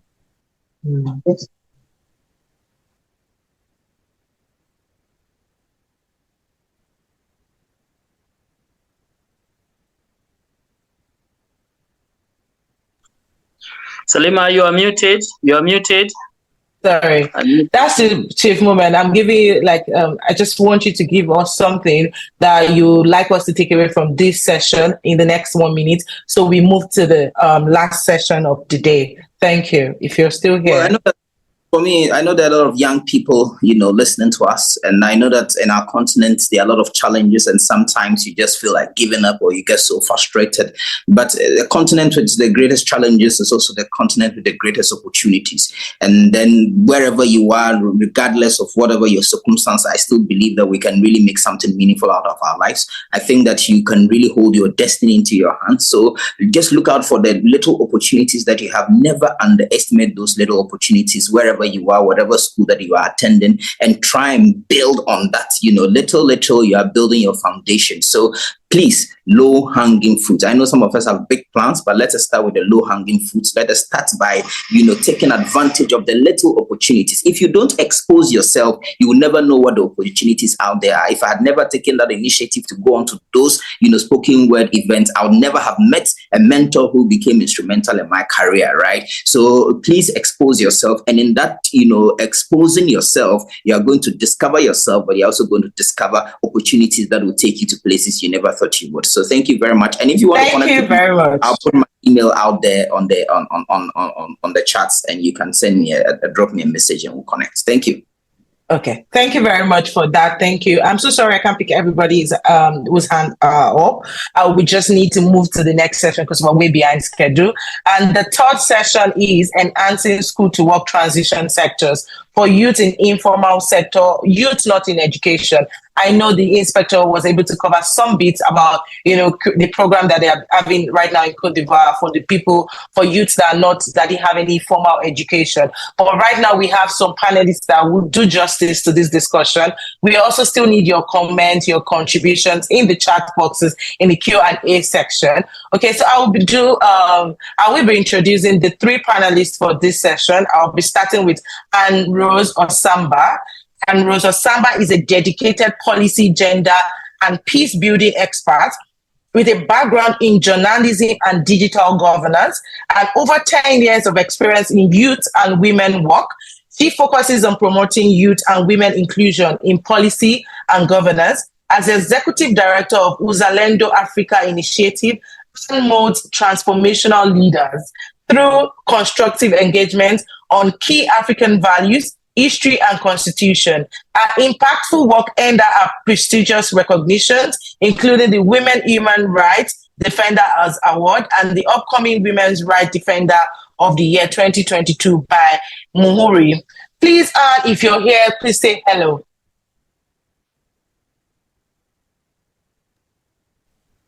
Hi, hello, Salam. Anne. Okay, Hi. good. Nice to have you here, Anne. Okay, so next I will be introducing Justice Poake, who is a 21-year-old secondary school leaver who attended Joabosu Senior High School, where he pursued his passion for visual art. Justice currently resides in Wiawisu. He has a natural flair for artistic expression, which he applies to his work in the hotel kitchen. Justice's commitment to his craft and willingness to learn have allowed him to thrive in this role, contributing to the smooth operation of the kitchen and ensuring that guests have a memorable dining experience. With his positive attitude and dedication, Justice is excited about his potential for growth and success in the hospitality industry. Hello, Justice. If you're here, say hello. Hello, madam. Okay. So Justice is here. And finally, I'll be introducing Francisca Asari, who is a fervent advocate for young people's rights with children and youth in broadcasting curious minds.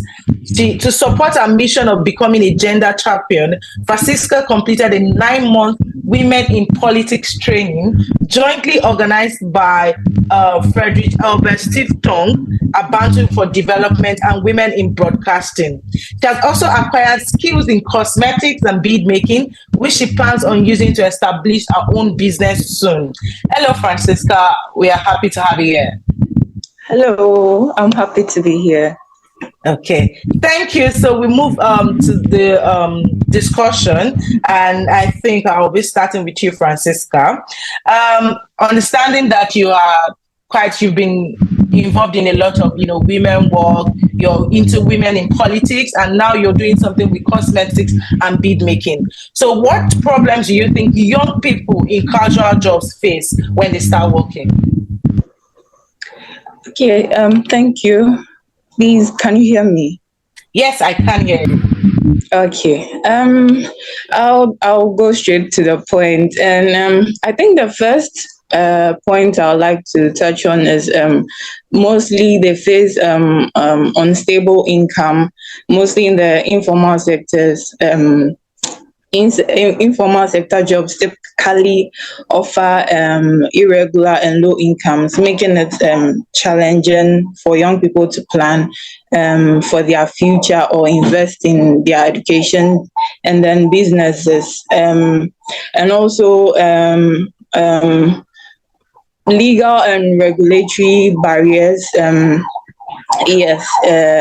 Which makes it very difficult to start or sustain their businesses, such as obtaining licenses and then complying with taxation requirements. There's also the problem of maybe a lack of formal education.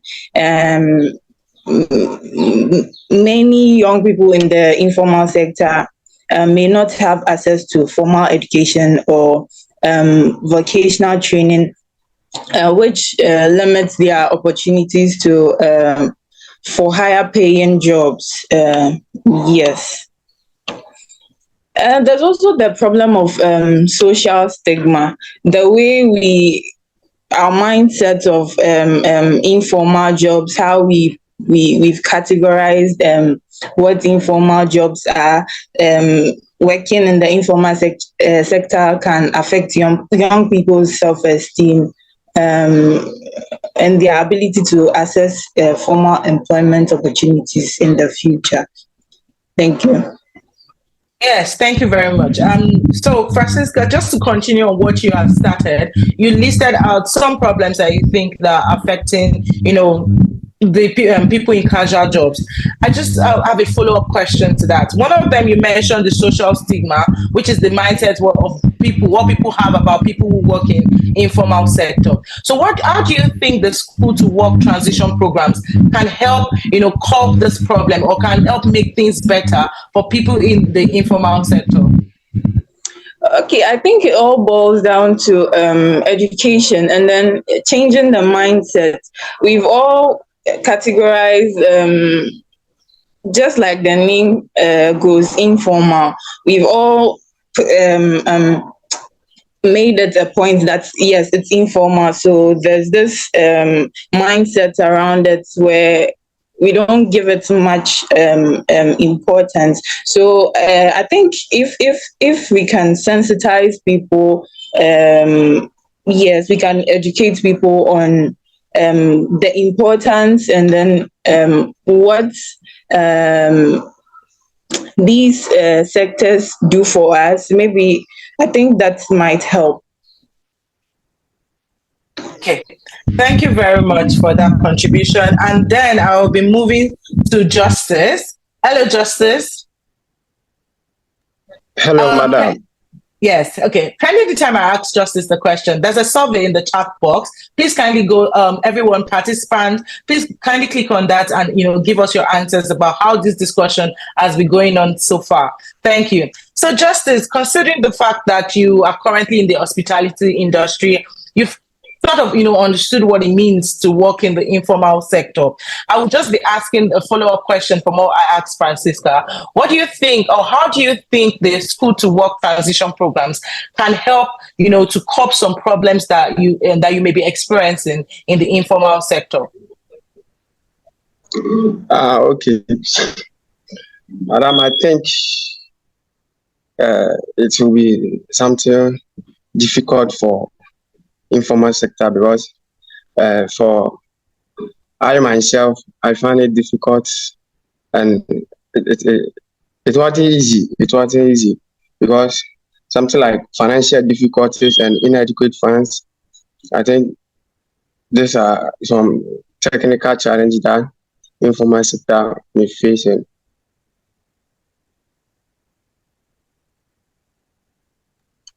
Yeah, I want to ask that. How do you think that the school to work transition programs can help? Do you think if we reach out to young people who are not, what do you think that this school to work transition program can do in order to help with the problems that the informal sector is facing? Yes, it can help because it will help. It will help us to bring out our experience and what we are capable to do, and knowledge that we have, because definitely school to work this program is something huge for informal sector to participate, because for me myself, I think this program has helped me a lot concerning about a financial background and all that. So I think it will help us. Okay, thank you very much for your contribution. So my next question goes to Anne. Hello, Anne. Hi, Salama. Hello. One of the key things that struck me in your bio is that you mold transformation leaders through constructive engagement on key African values, history, and constitution. And that leads me to the next question is, how do you think that programs helping school to move how can programs helping you move from school to work teach money skills and the basics of starting and running a small business for young people who want to work for themselves or have a small business, considering you have a business for yourself and you're concerned about, molding transformational leaders? That's why I'm asking this. Thank you very much, Salama. Maybe I should start from just a point of clarification. Uzalendo Africa is a non-profit organization that does a lot of policy work and governance, not necessarily business. I do not work directly with entrepreneurs, for example, but we have established functional partnerships with the government and the private sector and the State Department of Youth in Kenya to see how such initiatives, can be supported. And I'll respond to that also by answering, of course, in the past, we've seen some very good programs, and I'm happy that somebody from Kenya did speak and about some of the school to work programs that are existing. And I think some of those that, have really done well is the National Youth Service, and then we have the Ajira Digital and another program called KEOP. And I think for me, KEOP is what I would like to base my conversation on, because you see, when it comes to developing program, even if you're not a legislator, it actually, the success of the program is pegged on your ability as whoever is developing the program to actually get your need identification right. So in answering your question about financial capability, it is also important to be alive to the reality that not all the young people want to be entrepreneurs, not all young people want to be business people, not all young people want to be agriculture, to do agriculture work. Some of them would like to do creative things. Some of them would like to do blue economy, and green economy, especially from where I come from. I am based in Mombasa, which is like a coastal part of Kenya, where the main economic activity probably is tourism, blue and green economies, and the circular economies.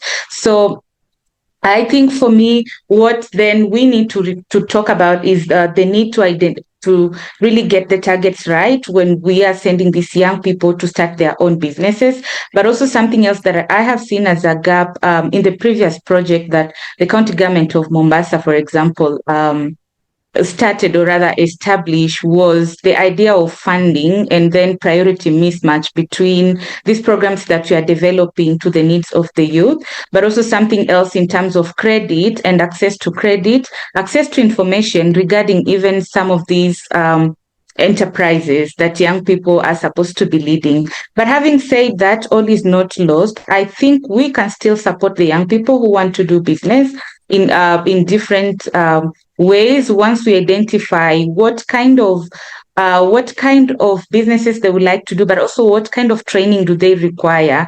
And we need to also rethink about emerging opportunities, not just the traditional ways of doing business, but also something else that we need to ask ourselves, is the legal environment supportive enough? Because I was so impressed when I had the young lady speak about some of the challenges and barriers. I think it is the lady who spoke first in this session. Sorry, I cannot get her name.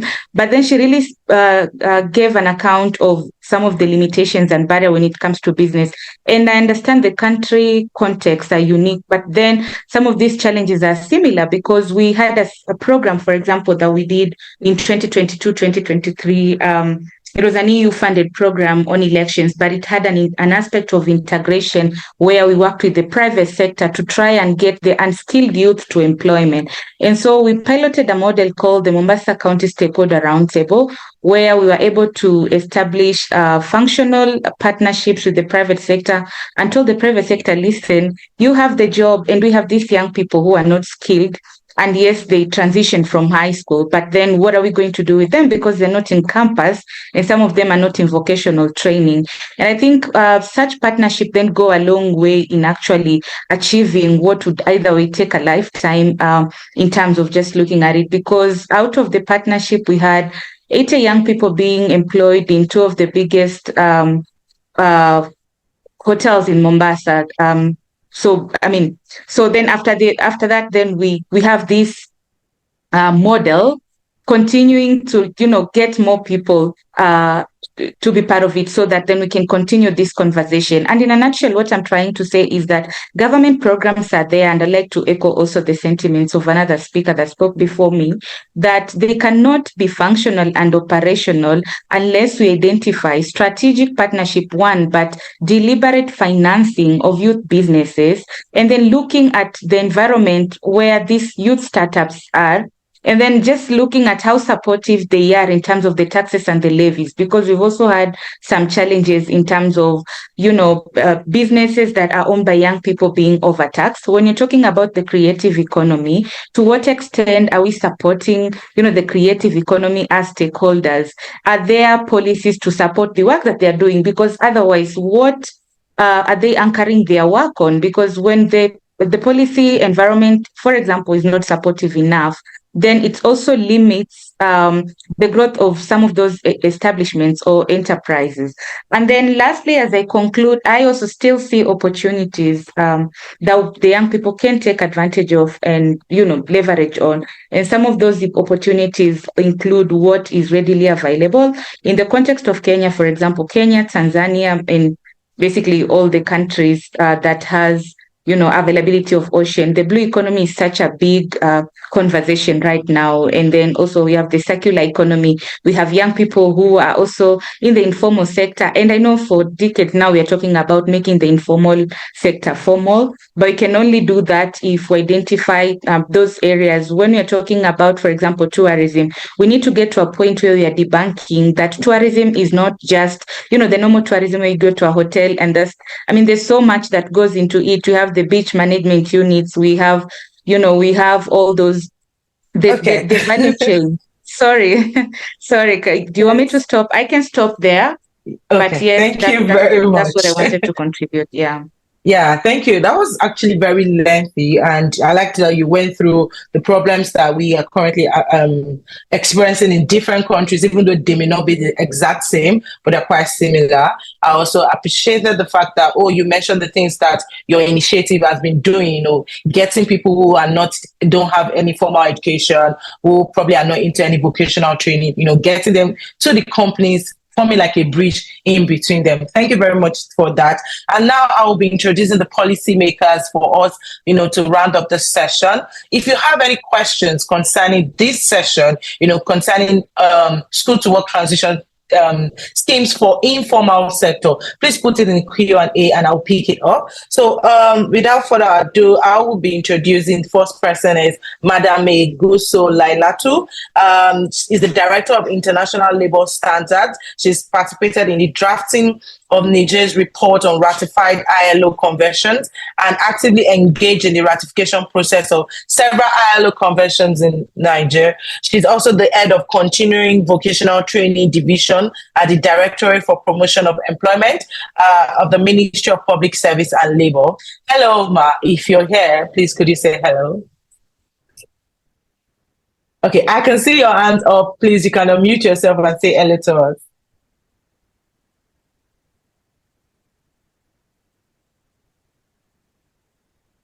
Hello, I can see you now, but I can't hear you. If you can hear me, can you say anything?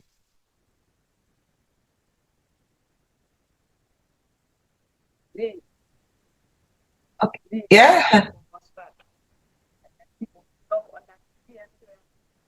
So that's a bit low. Can we get the volume up over there?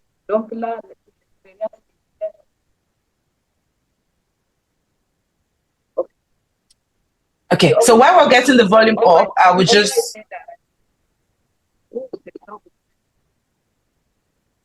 Okay, so while we're getting the volume up there, I will just go ahead to introduce the next person in person of Kweku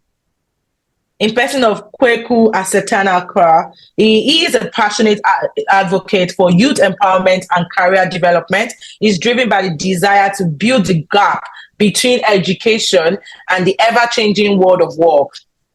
As the placement and internship coordinator at Open Labs Ghana, he connects students and graduates with valuable opportunities while his entrepreneurial spirit shines through his startup, Tibai Career Kotire. Tibai offers a platform brimming with free career resources and services designed to equip university students and recent graduates with the tools that they need to thrive in the world of work and entrepreneurship. Hello, Kweku. Hello, Salma. Yeah, thank you for joining us for this session. Being the last session could be very, tiring already. Yeah. Well, I hope you are ready and energized for us. Sure, yeah. Okay, good. And sorry, just to confirm, from Director of International, from Madam Eguso, please, are we ready? Do we have the volume up?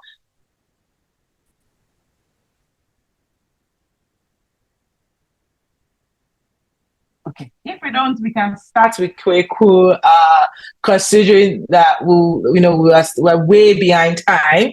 So you've listened to everyone talk about the. Oui.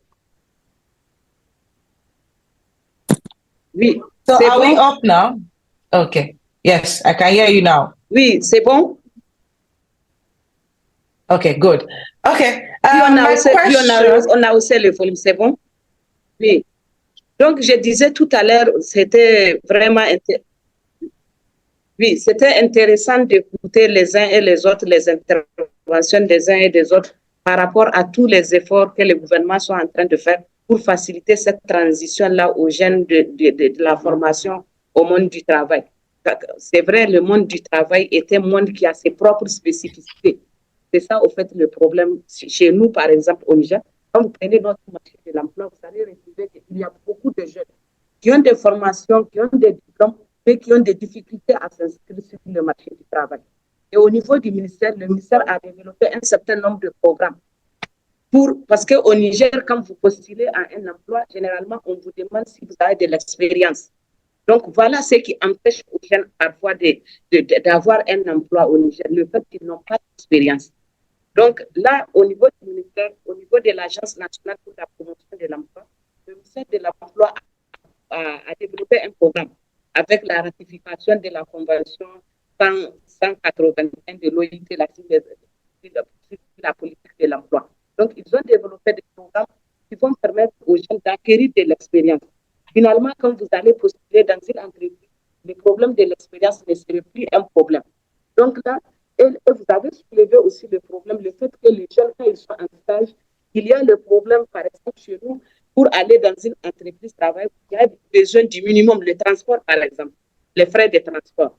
Donc, c'est avec l'appui des partenaires que nous avons pu développer ces programmes-là et permettre aux jeunes, à la fin du mois, avec l'appui de la Banque mondiale, d'avoir quelque chose, une somme forfaitaire qui va leur permettre vraiment d'avoir des facilités dans le domaine du transport. Donc, c'est ces programmes-là que le Niger a développé et beaucoup de jeunes ont pu avoir de l'emploi à cause de ces programmes, du programme-là développé par l'Agence nationale pour la promotion de l'emploi.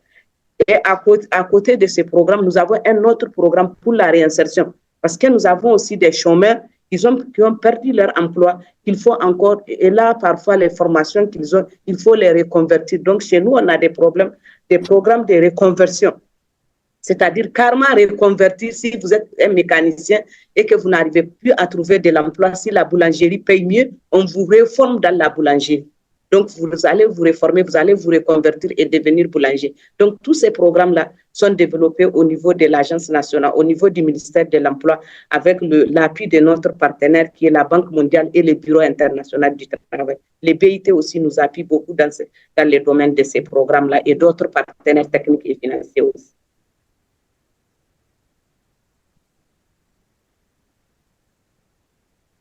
C'est bon, monsieur le modérateur? Yes, I can hear you. OK. Donc, c'est un peu l'expérience du Niger qu'on a voulu partager avec vous. Et puis, dans les domaines des normes, nous essayons vraiment dans le domaine de l'emploi, du travail, essayer d'avoir un cadre. On a un cadre juridique assez consistant. que ce soit au niveau de la ratification des conventions de l'Organisation internationale du travail, qu'on essaie de mettre en œuvre avec l'assistance du bureau et aussi dans le domaine de la transposition dans notre code du travail, dans notre convention collective et dans la partie réglementaire et dans la politique nationale. On a une politique nationale de l'emploi pour permettre aux jeunes, aux femmes et surtout aux jeunes, aux femmes. Et il y a aussi chez nous des personnes, comme dans tous les pays, des personnes handicapées, des personnes qui sont très vulnérables. Les intervenants en ont parlé aussi, qui ont besoin d'avoir accès au marché de l'emploi. Quand vous prenez par exemple les personnes handicapées, c'est difficile pour eux de s'inscrire dans le marché du travail. Et notre politique de l'emploi fait une part intégrante à ces personnes handicapées-là pour leur permettre d'avoir un accès à un emploi décent.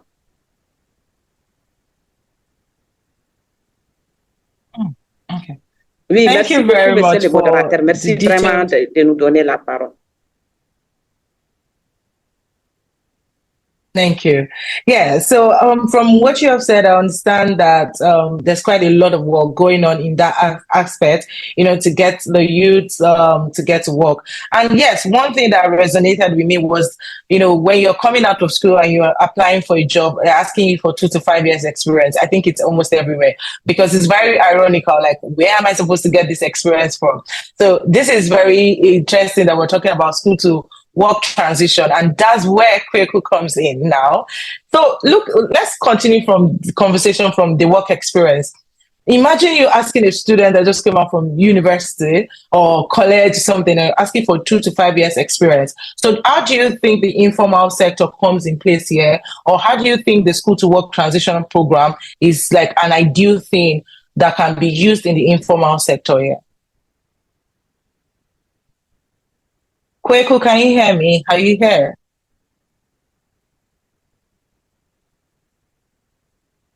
Okay, I think he's probably developed an internal problem. No, to be sure. Can anybody hear me? Let me be sure it's not my problem. Yeah, we can hear you. Okay, thank you. Okay, you're welcome. Yeah, sorry. Did you hear my question or do I go again? You can kindly come again, yeah. Okay. So I was saying that, Madame mentioned something about, 2 to 5 years working experience required before you give anybody a job. And, people are just coming out from schools, or some people didn't even go to school or something, and you're already requesting for a 2 to 5 years working experience. Look at that context, and in the context of what we're talking about is that how can school to work transition programs help in the informal sector? So I just need you to touch a bit on both of these things and how important is this discussion. Thank you. You're welcome.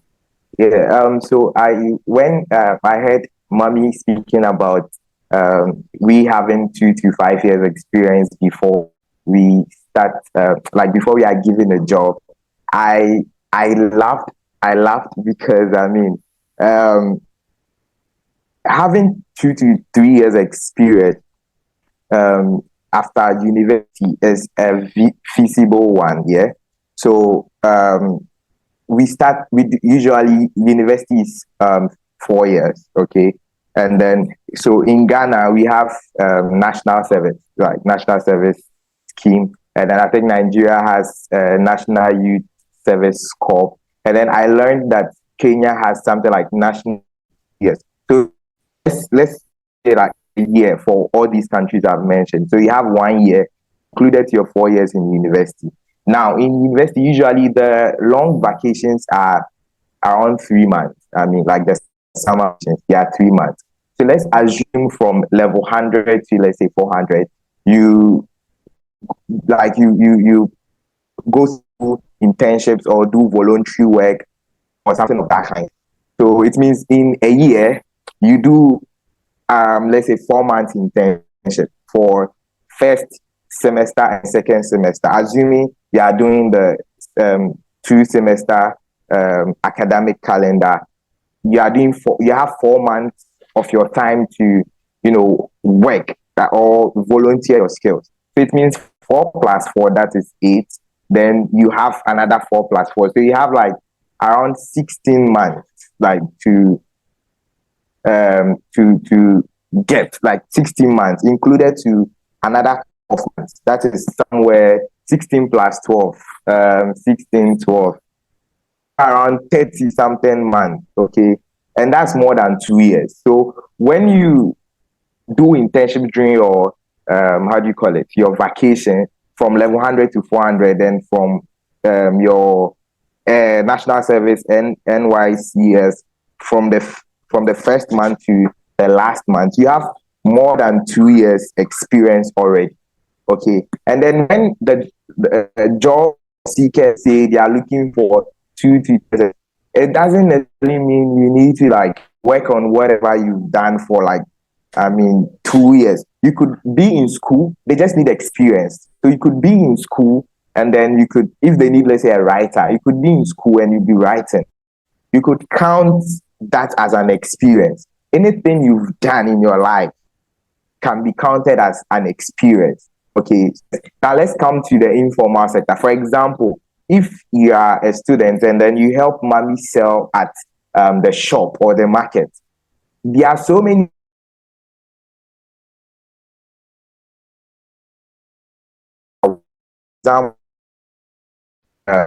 simple at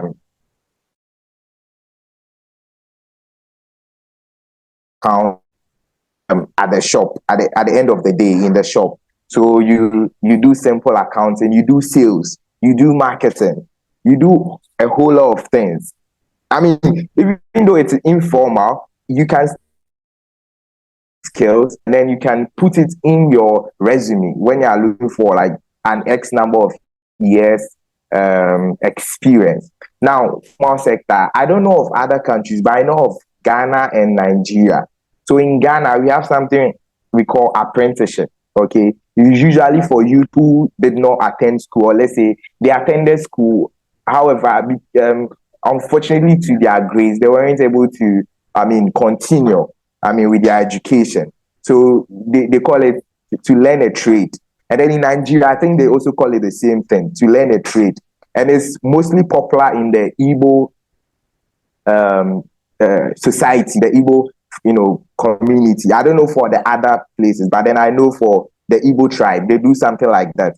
So you just go to a master, skill person, and then you learn for a number of years, and then the person would give you an amount of money to, establish yourself. So you go start your own business. Now, what we can do to ensure that we have school to work transition in this informal sector is, most of these yes, we know that, yes, it's there. However, like the government, or let me say the authorities, don't have like a recognized, should I say, something for it. So they don't really recognize. There is no, let's say, authority of Ghana informal sector, or maybe NSS could take up the.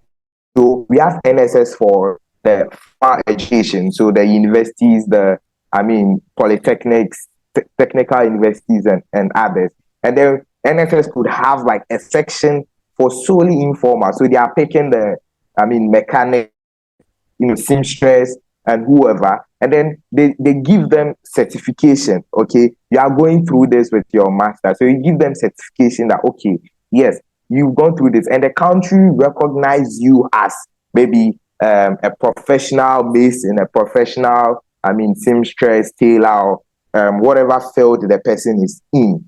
So with that aside, we have job-oriented skills, and then we have like the soft skills. So Madam was saying something about the youth lacking skills. Now, one thing we can do, including no, just let you know, you have like less than a minute. Sure.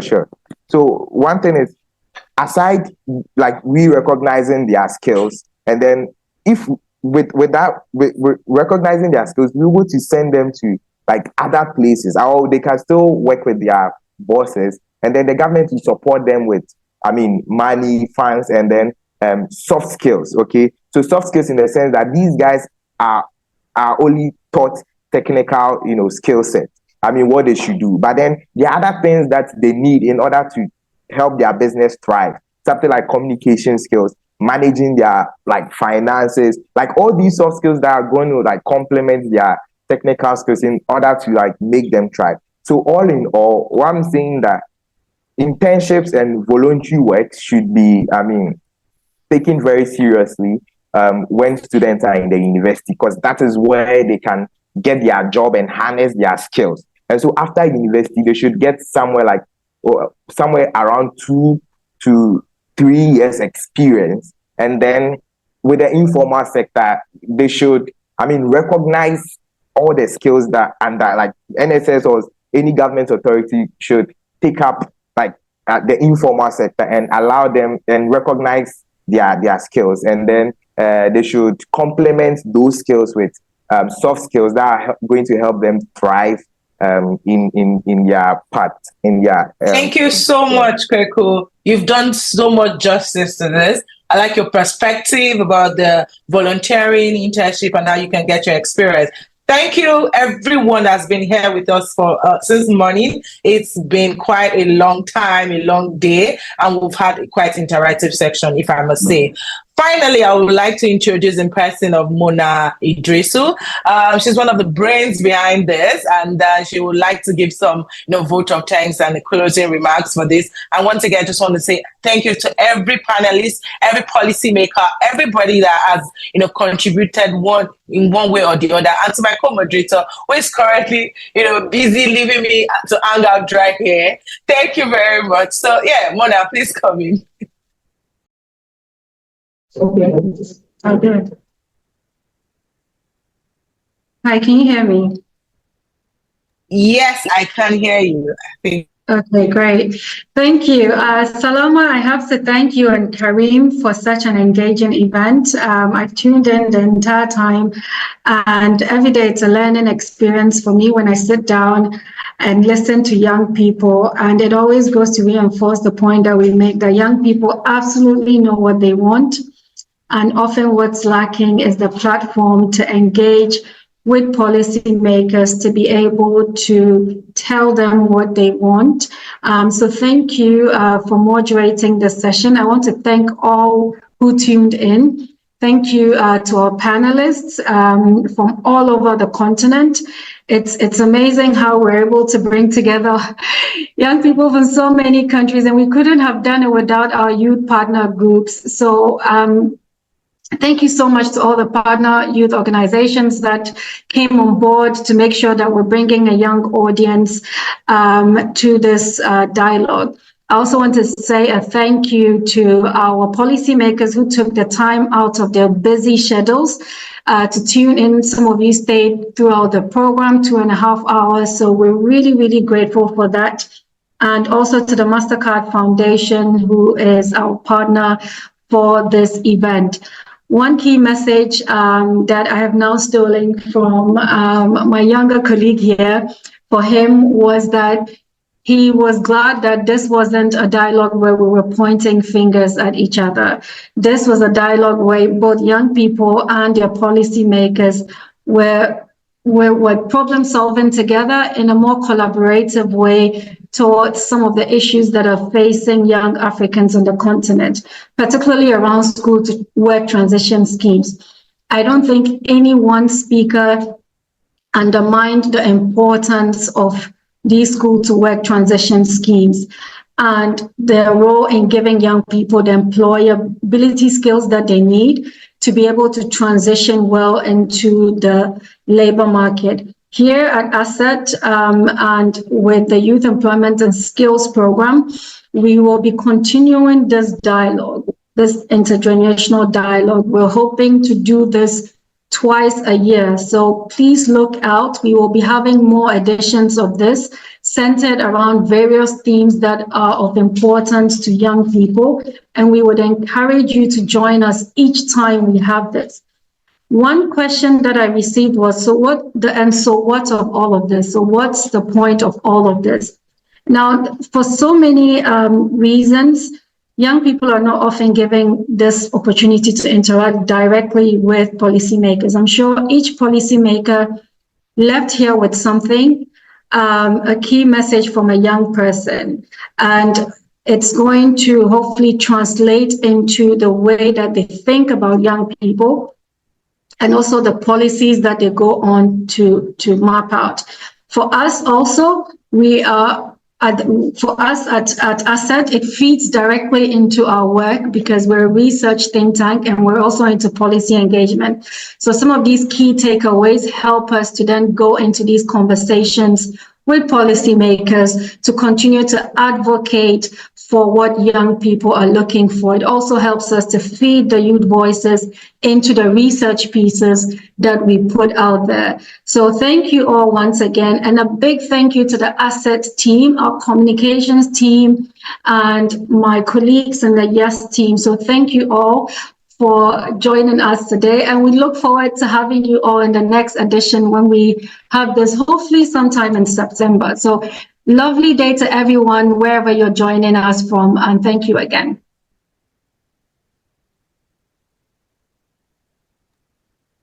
Yes, thank you everyone, and I think it's been a long day. So thank you everyone for coming. Especially, I just want to say thank you to the technical team. In comparison to our last session, this was really good when it comes to our technical work. So well done. Thank you. Bye, everyone. We hope to see you next time.